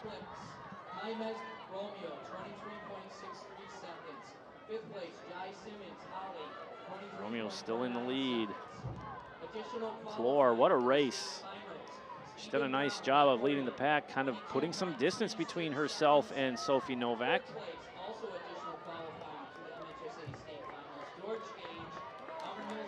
Nixon still making a move, trying to move up the field, but it just can't seem to close that gap. Kate Jenkins still holding her own, but it's coming around. Clore and Novak are still in the lead and looking very strong as they come into this start-finish line. They'll have 800 meters to go. I think Sophie's content just to get that qualifying, get in there and get going. Let's see what she does here. She's going to hit. They have 1 to go. 400 meters to go. See who has a kick. Madison Clore for Romeo has led from start to finish. Sophie Novak starting to slightly kick here. Here she goes. Sophie blows by Clore I don't know if she has anything. There's your strategy at the 300-meter mark. Sophie hits the jets, and I think she is long gone. Again, let Clore set the pace and then just put everything else in reserve and then take off. Let's see what here. We've got a battle for third and fourth between Jenkins and Nixon. Nixon passed Jenkins after the 300 mark. Sophie is looking strong coming in, nearing that 100-meter mark. Again, finishing a fine high school career, record-setting high school career, qualifying again for the D1 state finals and a regional champion here at her home turf of Dragon Stadium at Lake Orion High School. Finishing strong. What a kick, Sophie Novak. And she's going to be just right around 11. I think she's okay with that. She's a regional champ. And here comes Clore. She'll make it in. Nicely done. Nixon and Jenkins are fighting to get there. What is the time? 15. It's going to be close, and it's not going to happen. My goodness. 11:13 is the qualifier, as we still have competitors on the course. Do the best to have them come in. A couple have 400 meters to go. That's Potter for Waterford Kettering coming into the final, or to the finish. She's done. And we have Clarkston's, is that Billette coming in? Alexandra Bingham or Drennan?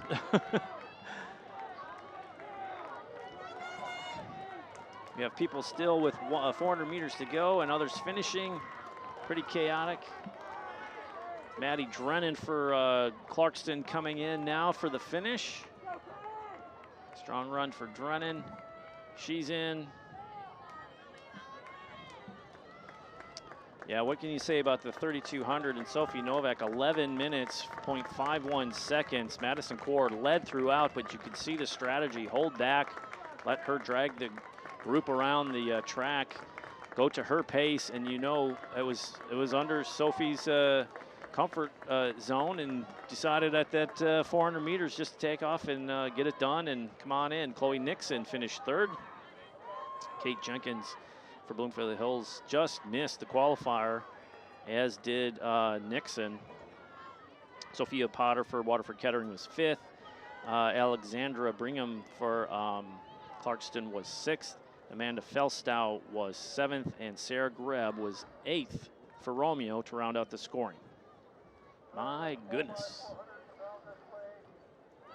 I don't think you could pay me to run to 3,200.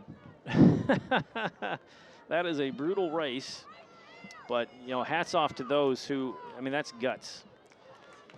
Very tough, gutsy run out there by these young women, and these athletes doing a nice job and representing their school with pride and effort. So comes another runner that's from Lakeland. Others finishing here. Is that the final runner? It is the final runner coming in. Getting a nice applause from the audience as Lake Orion finishes, and it's like, I think there's somebody that still has 400 meters to go out there. All right. Finish. There's still one more runner out there on the course, I believe. Coming around the 300-meter curve. There she is. Trying to see a jersey. She's got one more lap to go. Oh, that's from Lapeer. She's from Lapeer. Let's see if we got a name. Lapeer. McKenna Longer. I believe that is McKenna Lang.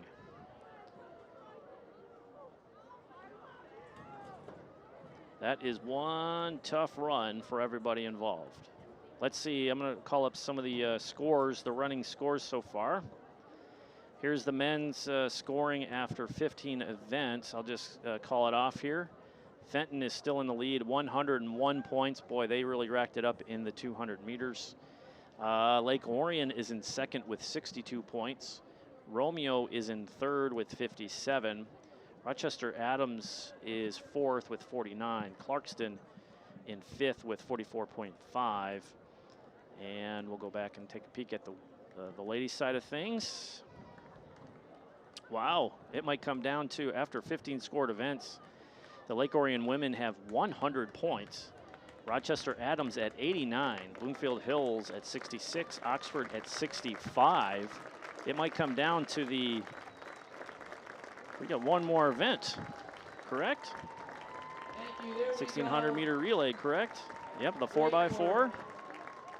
And depending on how that plays out, could the Lake Orion women repeat again, or is it Rochester Adams? Rochester Adams took down Lake Orion women in the regular season dual meet. So we shall see. Looks like the Lake Orion women's top runners did what they needed to do, and that's without Sophie Novak's 10 points in that last event. So we shall see.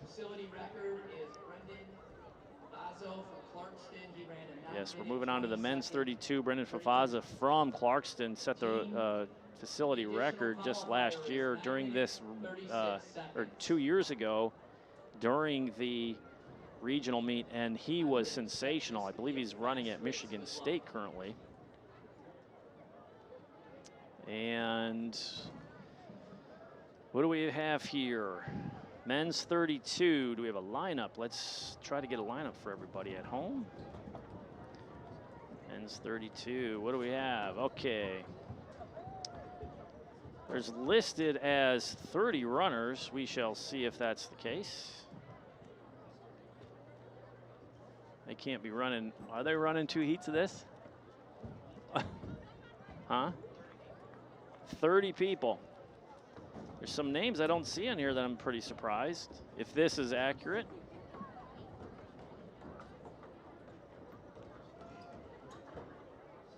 Tristan Brandenburg from Stony Creek. He says Heat 1. Okay, Heat 1 of 1, I guess. This is a lot of names. Brandenburg from Stony Creek, Cobb from Romeo, Sesti from Clarkston, Williams from Lapeer, Kelke from Romeo, Rinke from Romeo, Shanaris from Romeo, Wallace from Romeo, Hanson from Stony Creek, Patterson from Oxford, Dennis from Adams, Sullivan from Lakeland, Carpel from Walled Lake Northern, Tang from Lake Orion, Clore from Romeo, Mazuki from Adams, Platt from Lakeland, Cox from Fenton, Weglars from Rochester, Crane from Fenton, Brzezinski from Avondale, Kuiper from Lake Orion, Williams from Lapeer, Jabowski from Wall Lake Northern, Nowick from Clarkston, Rosa from Holly, Technos from Rochester, Avey from Oxford, Boer from Holly, and Heesmuth from Avondale. That is a lot of runners. All right, here we go. Yep, we didn't see, what's his name out here from Adams. I guess he doesn't, Kilwald, he doesn't run it. So let's see if he's in the 4x4. So there's a lot of, there's one more race after this. It's the 4x4, which is a very exciting race. And what do we have here? Brandenburg's a close second. Cobb in first, Brandenburg second from Stony. 2 Romeo runners right up front. I think it's Kelke. So we'll see how this one, it's so different from the women, how they were broken out into 3 groups of 3, and the men are just strung along one long line. We see some guys trying to make a move from the pack from the back. That looks like a Stony Creek runner. I think that is Hanson. We'll see. 2 Romeo runners in the top 5. 2 Stony Creek in the top 5. And I think we've got somebody from Lapeer. That's Williams, who had a nice run in the mile. The 1600 doing the double. Clarkston making a showing here in the first 800 as well. It's Sesti.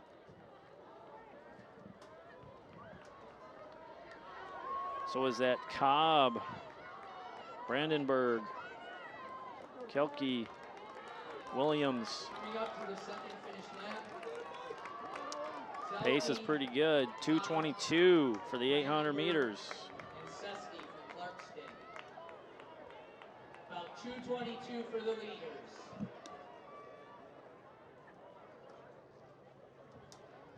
Thank you for holding on and watching this late into the night. What is it? 8:45, and we're still getting excited about these races. It's fantastic. The Region 9 track and field regional finals here at Lake Orion High School, brought to you by Orion Neighborhood Television, NFHS Network, MHSAA, and Dragon Broadcasting.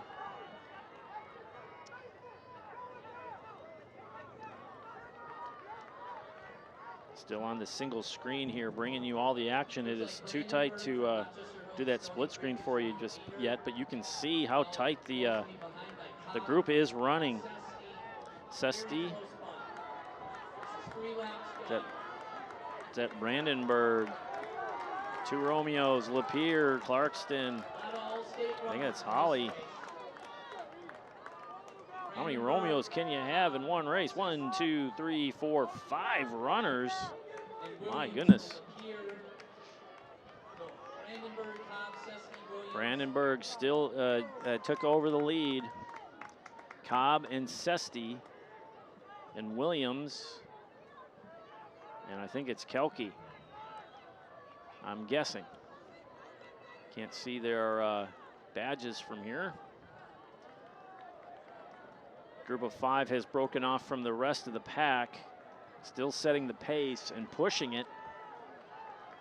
The second pack is forming 3 of 6. And a smattering of other groups running behind them. The lead pack coming up on the Avondale runner, so they'll be lapping the Avondale runner here. Their pace is blistering. Coming up to the mile. The first mile of the 2-mile run, and they're going to be sub 4:45. 42:43 as the group sails through, which is phenomenal. Let's take a peek here at the 32. Brandenburg is the top seed at 9:06.46. He PR'd at the New Balance Invite on May 8th. Cobb from Romeo is 9:10.62, 4 seconds off. He did that at the New Balance Invite. So these were all set at New Balance. So these guys know each other very, very well. The whole pack here, Sesti, Williams, Kelke, Rinke, Sharness, all those guys ran at New Balance, and they ran like this, all together in a pack. So they know each other very, very well. Brandenburg is now second. It looks like Cobb has jumped to the lead. The jockeying back and forth. Cobb trying to put some distance. Can he do it? Williams from Lapeer looking to go past Brandenburg. The qualifying standard for the 32 for D1 is 9:36. 9:36. All of these, everyone, I think the top 8 seeds in this race have all run the qualifying standard. That is crazy. So these guys, as far as blistering the pace, they are actually helping each other. And if they run, let's say, close to their PRs, they should all qualify for the state finals. It tells you the depth that is rolling around Oakland County. Romeo's in Macomb, right? So, but just in this area, you draw a circle, around Lake Orion and the Orion area here, North Oakland County and Macomb, and you have solid distance runners. Cobb and Brandenburg, 2 laps to go. Here we go. It is Cobb, it is Brandenburg, it is Williams, it is Sesti. 4 starting to break away. Can Rinke hang in there, keep that pace, drag each other to the state finals? Can it happen? There's nothing better to see these guys qualify in lumps. I love it. It's nice to see the first and second place finishers make it in, but the guys running the qualifying times, that is even better. Taking turns out there. Xander Cobb from Romeo still in the lead. Brandenburg Williams, Sesti, all four still hanging, all together, step for step. This last 400 meters is going to be something special once they come in. Who has a kick and who's going to say, okay, I'm taking this thing and I'm running with it. Splitting the, that's dangerous there. That hurt Williams and Sesti, but they give a burst to get around that lapsed traffic as the Avondale runner does wisely, steps out of lane to let the leaders go by. Last 400 meters here. What can we do? Okay, it's kicking in. It's Williams and Brandenburg taking off. Cobb trying to stay with the pacing. Sesti stretching back. It is Williams and Brandenburg taking off. Cobb still hanging. Sesti as well. Who has the sprint? Williams is really all out, digging in on that back. Brandenburg still tight on the. Williams is still looking strong, not fading. Brandenburg has another gear at the 200-meter mark. Can he get past Williams? After all this racing, it's coming down to inches. Brandenburg on the outside, passing Williams. Is it too much? Williams trying to hang in there. Brandenburg, Williams got another gear. Here he comes. Trying to get around the lap traffic. It's Brandenburg. He's got it. Williams is not going to catch him. What a performance by Brandenburg. It's Brandenburg. Williams, 9:14 and some change. Williams, what a race. Cobb comes in. Sesti. Look at this. What is the clock? 9:14. It's still running. 25. The standard was, what did we say? 9:36. All these guys qualified. My goodness. They inspired the whole field to get moving. Oh my word. 9:41. We even have more races down here. Rochester and Adams going at it. What a performance by these athletes out here today. 1,300 meters. But Brandenburg takes it for Stony Creek. 9:06.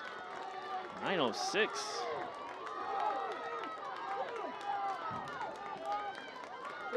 My goodness. Xander Cobb, let's see who's all going. We've got Brandenburg, Cobb, Sesti, Williams, Kelke, Rinke, Shinaris, a 7th place finisher. Jack Wallace, all top 8 have qualified for the state finals. I don't know if I've seen that before. We saw something close in 2018 and 2019 in the women's mile, but to have the top 8 finishers, all scorers, qualify in the 32 is something special. That is amazing. That is something to talk about for, that's gonna go on a slide next year to chat about. My goodness.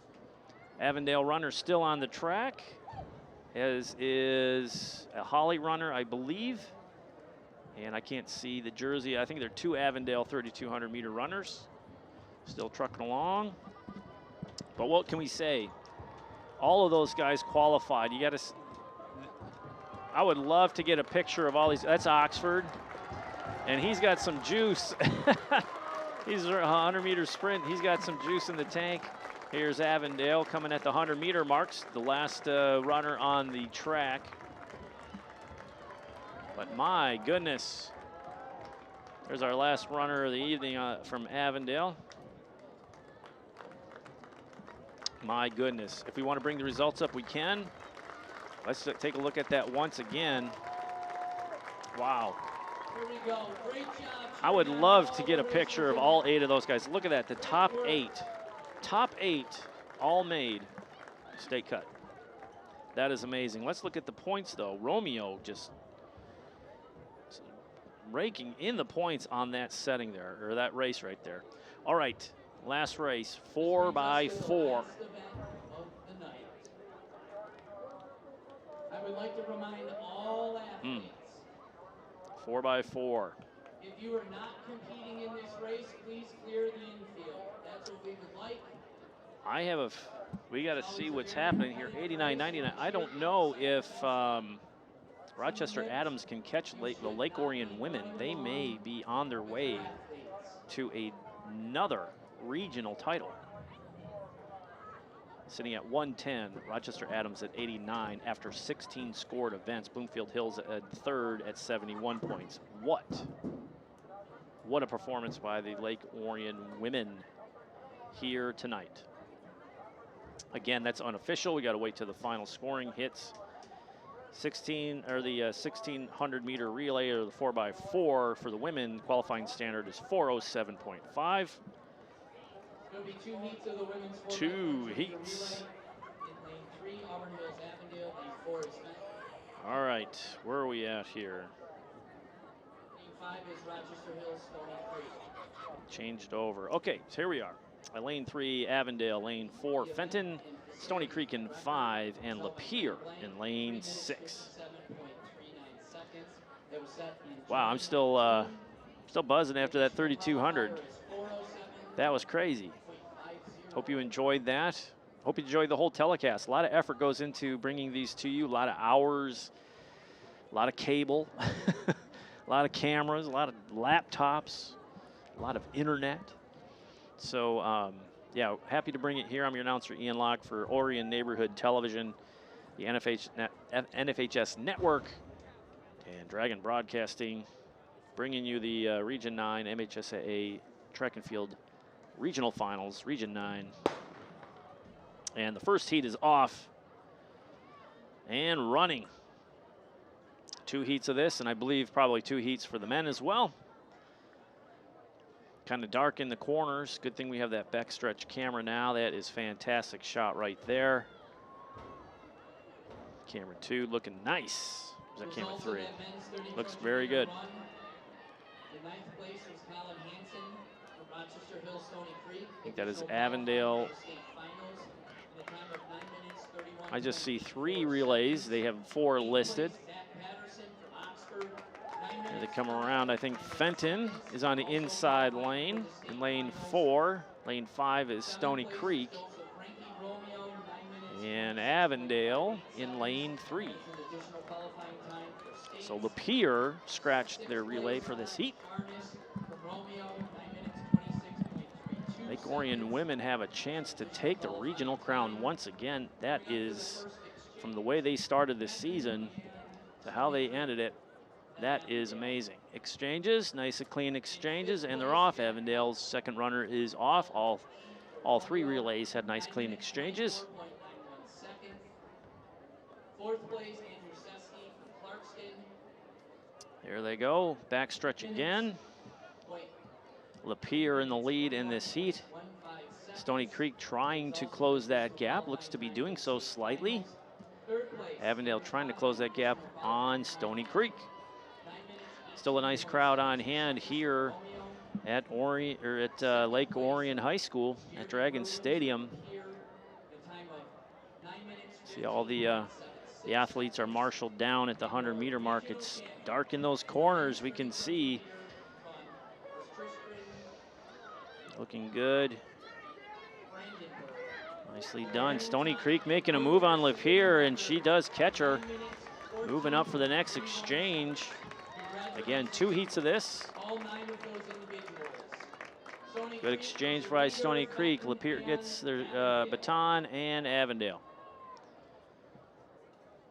Again, what do we have? 4:07.5 is the qualifying standard. Again, the sun is going down. We are under the lights here at Dragon Stadium. Getting dark in the corners. Do our best to bring you the images as we close out this regional meet for 2021. What a track season it's been.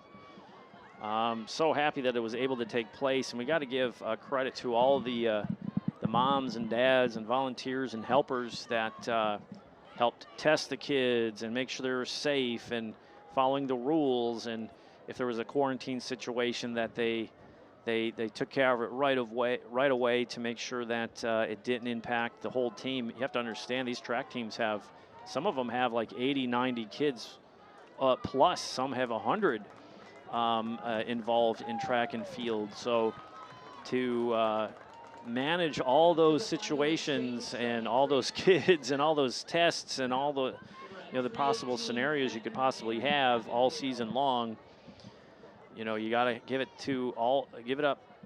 Big thank you to all the families, moms and dads, coaches, and the community for supporting these athletes top to bottom all season long. Make sure they're healthy and make sure that the season can continue without delay. And here we are at the regionals, right on time as it should be every year. It wasn't delayed. It was delayed slightly, but not like we thought it may be. So here we are. Final leg here for the first heat of the 4x4. Stony Creek in the lead. Fenton trying to close that gap. And Avondale a distant third. Crowd's getting into it, trying to help Fenton. Stony Creek binding up. Fenton closing the gap. Can she get there? It's going to be close. Ooh, boy, yes. Stony Creek was binding up. Again, that happens in this heat. You can cramp up. You reach your peak performance, and that lactic acid in your muscles is built up to the point where you're just hanging on. And it just doesn't, your legs aren't doing what you're telling them to do at that point. Nice finish by all in that first heat. All right.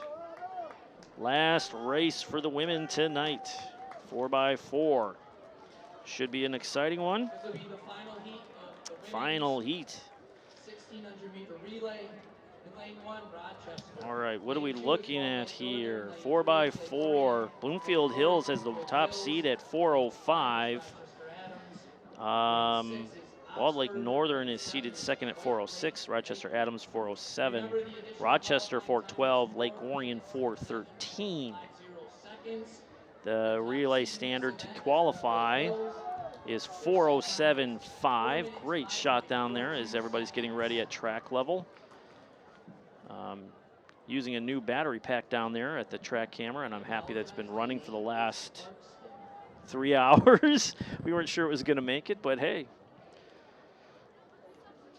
it worked. All right, what are we looking at here in this final heat? Yes, we are using all 8 lanes. Rochester will be in lane 1, Walled Lake Northern in lane 2, Lake Orion in 3, Bloomfield Hills in 4, Adams in 5, Oxford in 6, Lakeland in 7, and Clarkston in 8. All right. Getting all lined up over here. Tough to see around that corner. All right, white flag race, and you got the flag up. Everybody ready to go. Then we have the men after this, and then we'll see about the final scoring and thank everybody and say see you later. Have a weekend, yeah? We'll see you June 5th at East Kentwood High School for the state finals, the D1 state finals. A lot of great performances today. Very exciting. We had a misfire, so they'll reload the gun. They're getting set. Some using blocks, some not. And they have runners all through 8 lanes, so.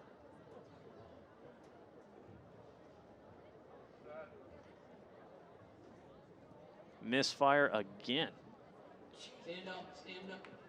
Yeah, that is rough. Especially after all this time. You know, if this is your first event, you're like, I'm ready to go. And 2 misfires. But that happens. That's analog for you, right? Makes it interesting. Test your mental fortitude, right? Stay focused. There's still a lot on the line in this race for all 8 of these relays.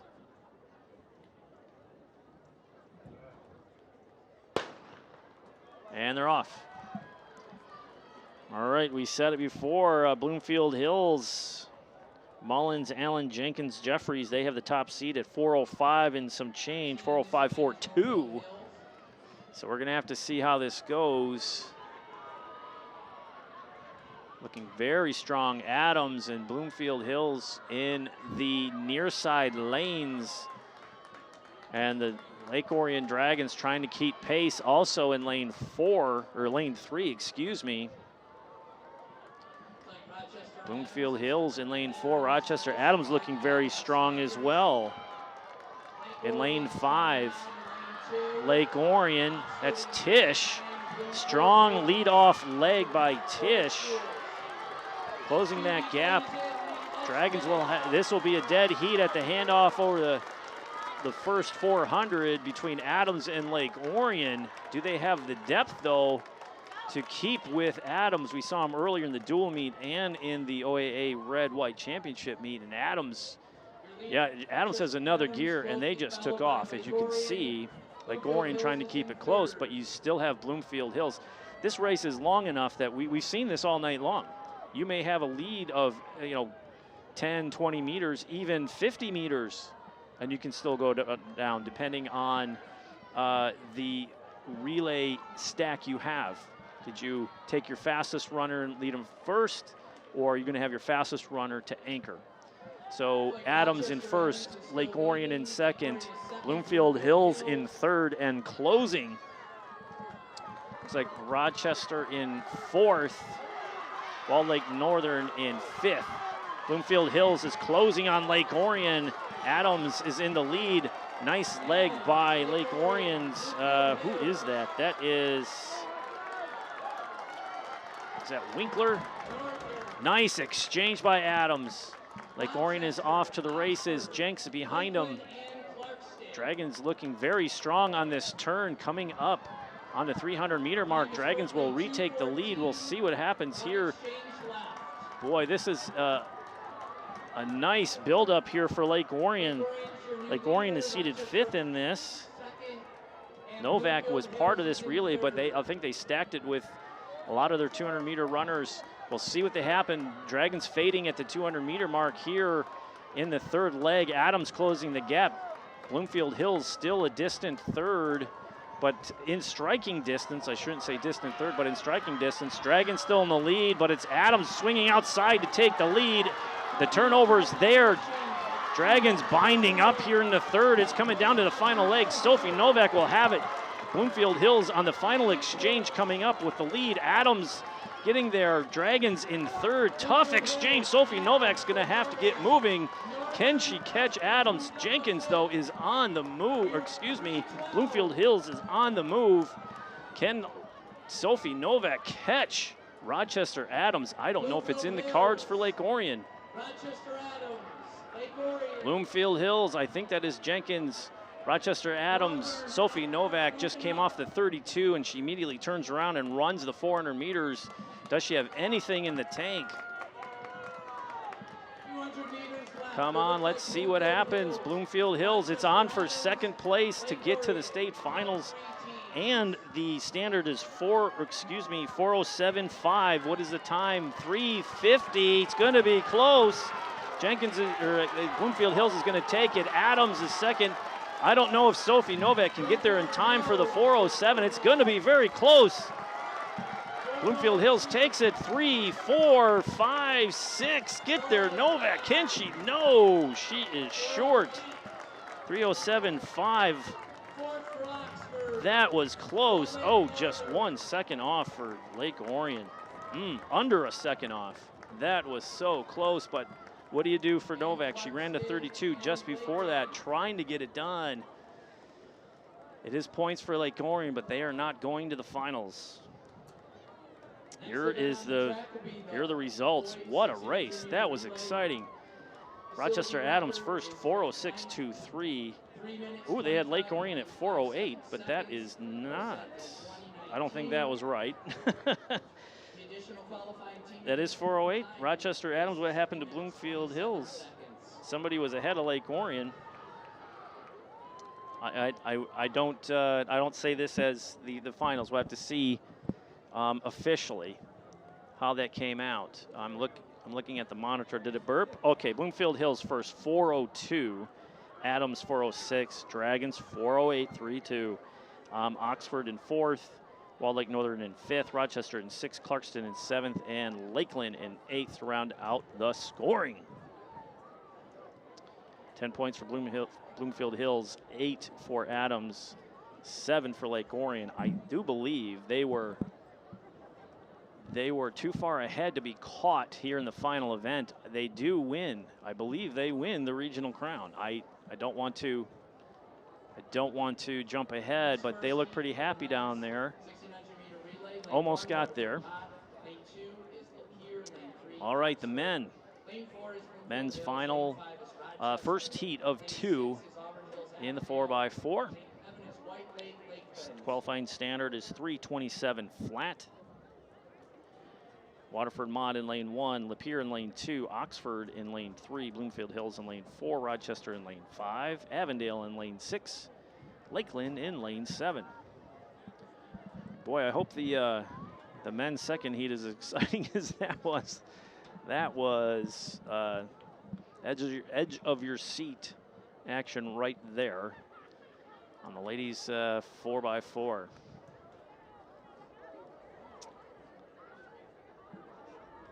Oh, shot put. Okay, results. Ben Haas from Clarkston. No surprise, 51.8 on the throw. Hartman, 45.9.5 from Lapeer. Josh Thompson from Fenton, 43.9. What is the 48.6? So it is Haas and Hartman qualifying for the state finals. Congratulations to them. We'll see you on June 5th out in East Kentwood.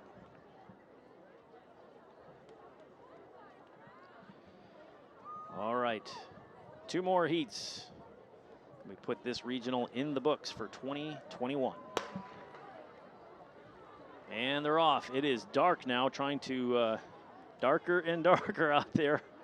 And we expected this. The lighting is basically for football, not for track. So we are doing our best getting you that backstretch as they go by. It's difficult to see who's who. We'll do the best we can. I mean, just in that last 5 minutes, it felt like it just got really dark out here, didn't it? So we'll do our best to find him. Where's the leader? Coming around the corner. Camera 1's losing him over there. It's getting kind of tough. All right, what are we looking at here? Oxford and Lakeland and Avondale. 1, 2, 3 here in the first leg in Heat 1. Rochester 4th and Lapeer 5th so far. Avondale slowing down on the exchange. Oxford almost runs over his second relay, or second runner in the relay. That was close. All clean, all the batons passed, everybody out and on running. And the second leg of this 4x4 in Heat 1. Still looking strong here. Moving along. I don't know what it is. It seems like when the sun goes down, they look like they're moving faster. Yeah, it just looks like they're moving quicker out there. So Oxford still in the lead. Avondale creeping up and looking to overtake Oxford here at the 100 meters, and he does. Nice stride by Avondale. Nice arm movement. Nicely done. Avondale exchange. Oh, he didn't even move. Oh, that is a tough exchange. Oxford's exchange was rough, too. Avondale's got to take off slightly sooner than that, or they're going to get run over and risk dropping the baton. My goodness. Avondale in the lead. Oxford is moving up quick, overtaking Avondale. Rochester trying to close that gap. Looks to be doing so. Third leg of this first heat of the 4x4. Oxford still in the lead. A lot of energy expended on that blow-by on the back stretch. Oxford still running. Looks like Avondale has something in reserve. Let's see what happens. Avondale does. He's closing. Nice kick at the end, and Rochester is closing as well. Let's see if Avondale can get off the line quicker. Almost a dead heat. All down to the exchange. Rochester is off. Lakeland is off. Nicely done. Lapeer coming in for their last exchange. We got a battle between Avondale and Oxford on that backstretch. Oxford coming in. Rochester a distant third. Oxford overtakes Avondale at the 200-meter mark. Can he hold on? Looking strong coming through that corner. Got that tilt going on in lane 1. Looks like Oxford's going to take this heat one. We'll see what happens. Long strides. Avondale cannot catch him. Nicely done by Oxford to take this first heat. Nicely done. 3:38 and some change. About 11 seconds off the pace to qualify. And that Lapierre's coming in to finish the last, their last leg of this heat. Results: Oxford in first place, Rochester second, Auburn Hills Avondale third, and Lakeland fourth, Lapeer fifth. All right, all 8 lanes for the last race of the night. I think Fenton pretty much has this thing locked up for the regional title. Watching Fenton's team down on the field down here to our left, looking very joyous indeed.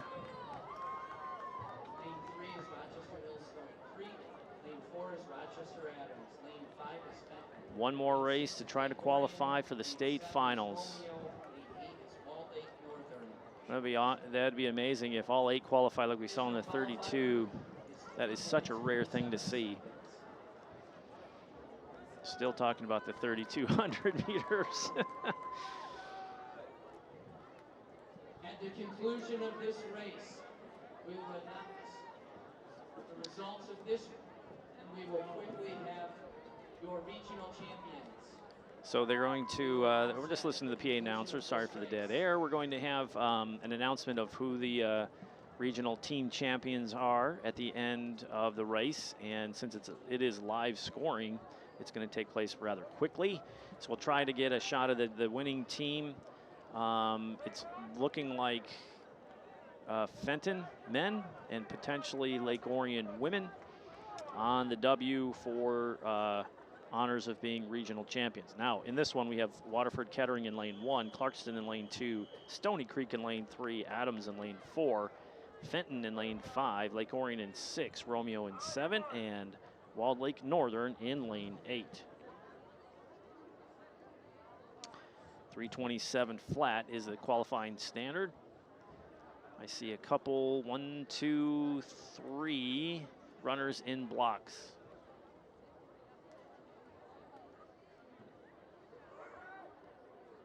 And a clean gun. A couple misfires we saw earlier, not this time, and we're underway, the last race of the evening.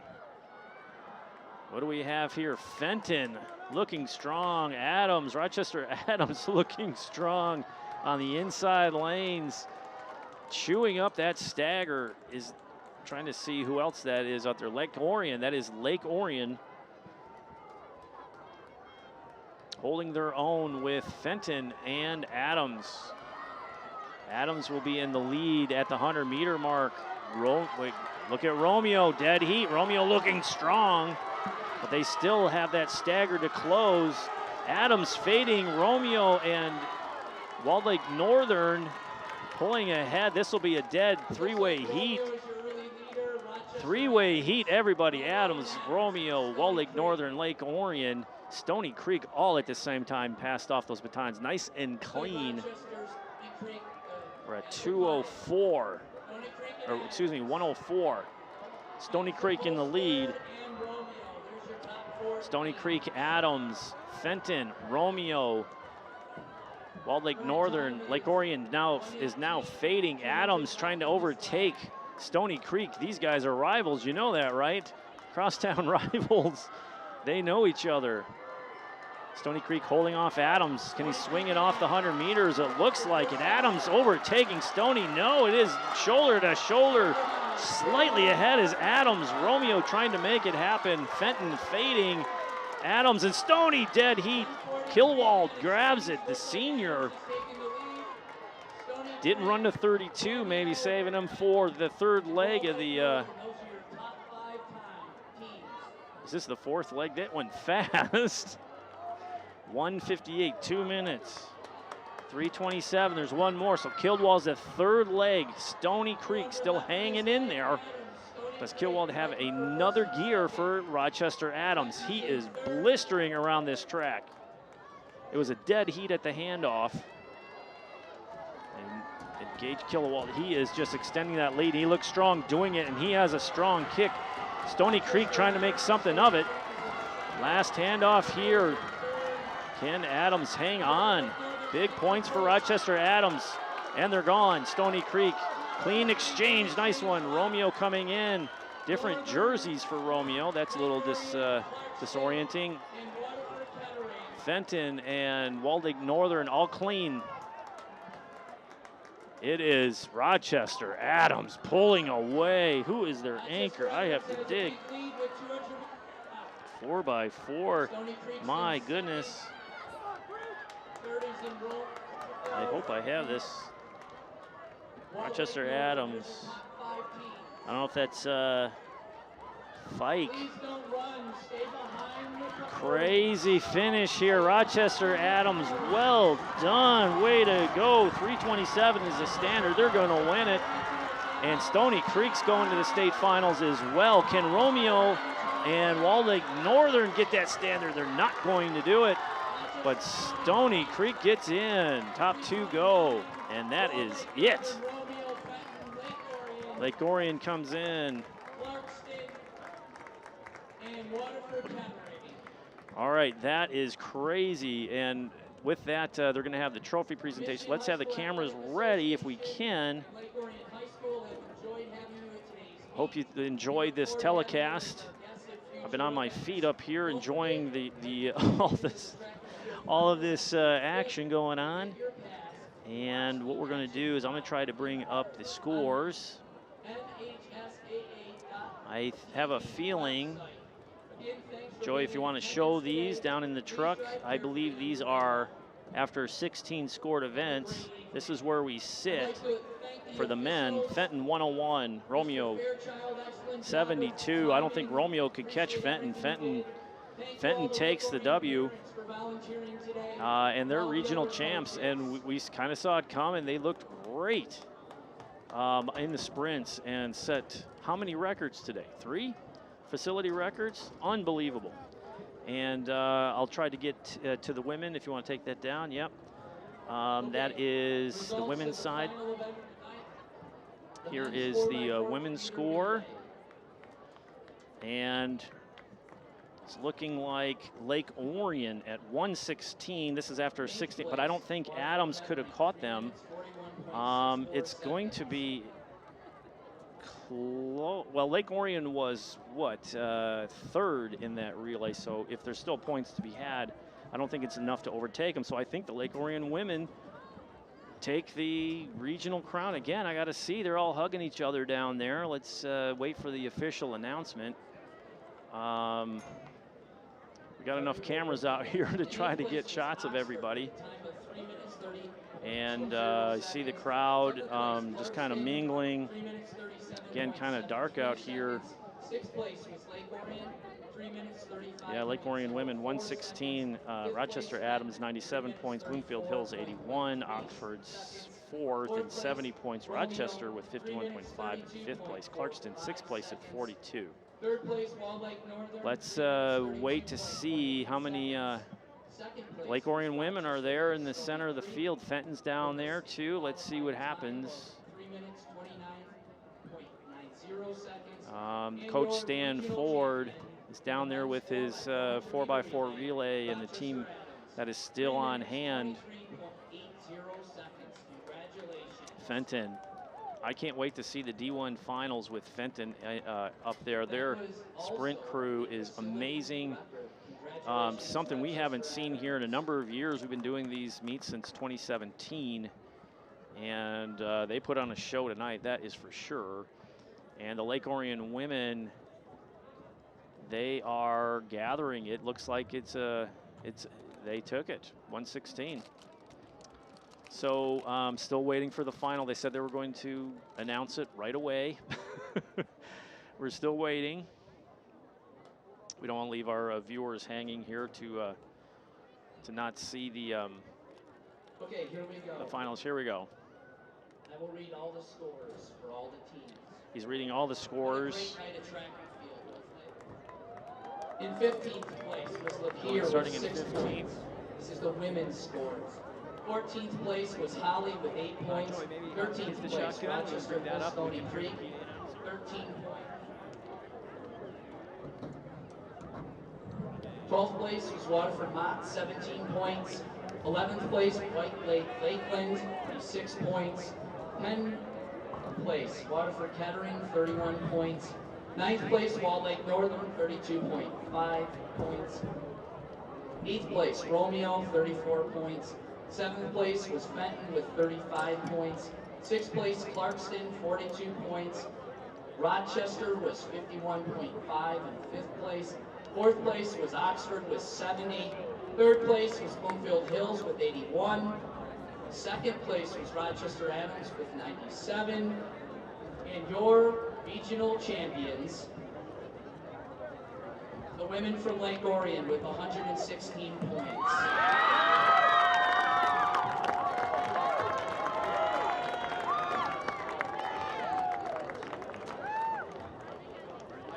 In the dual meet season, but they came on strong in the invitationals, and they had the talent and the speed where it needed, or where they needed it in a variety of events, and they really worked on their relays, and it paid off today with a regional championship.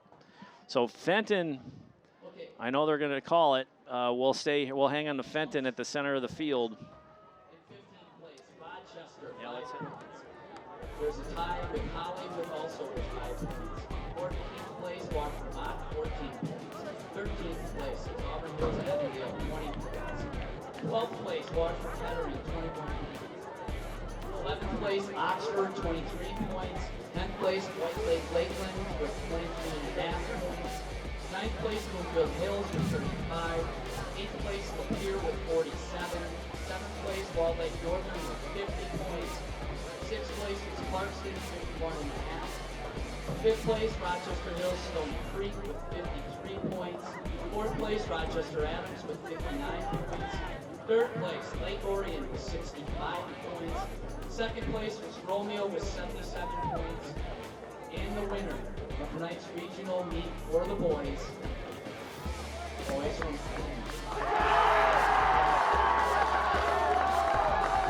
they scored 105 points. Congratulations to Fenton athletes and coaches. Congratulations. I hope they do. Good job, Fenton men. Nicely done. That is a team. They're going to make some noise at the D1 State Finals. They are that good. All right, everyone. Well, we want to thank our crew, thank our viewers, thank Chris Bell, the AD here at Lake Orion High School, for being the meet director and allowing us to televise this meet. Want to thank all of our viewers watching at home and the supporters and the families of all of the track and field athletes. And again, ONTV, Orion Neighborhood Television, bringing you these images in partnership with the NFHS Network, MHSAA.com, and Dragon Broadcasting here at Lake Orion High School. That's it for us tonight. The Region 9 Track and Field Regional Finals wraps up here. Fenton, the champions on the men's side. Lake Orion women take the title. I think that is 4 straight. Oh, my word. I'm Ian Locke. For Joey Tysick, our director down in the truck, and the crew here at Orion Neighborhood Television. Good night, everybody. Be safe, and we'll see you next time.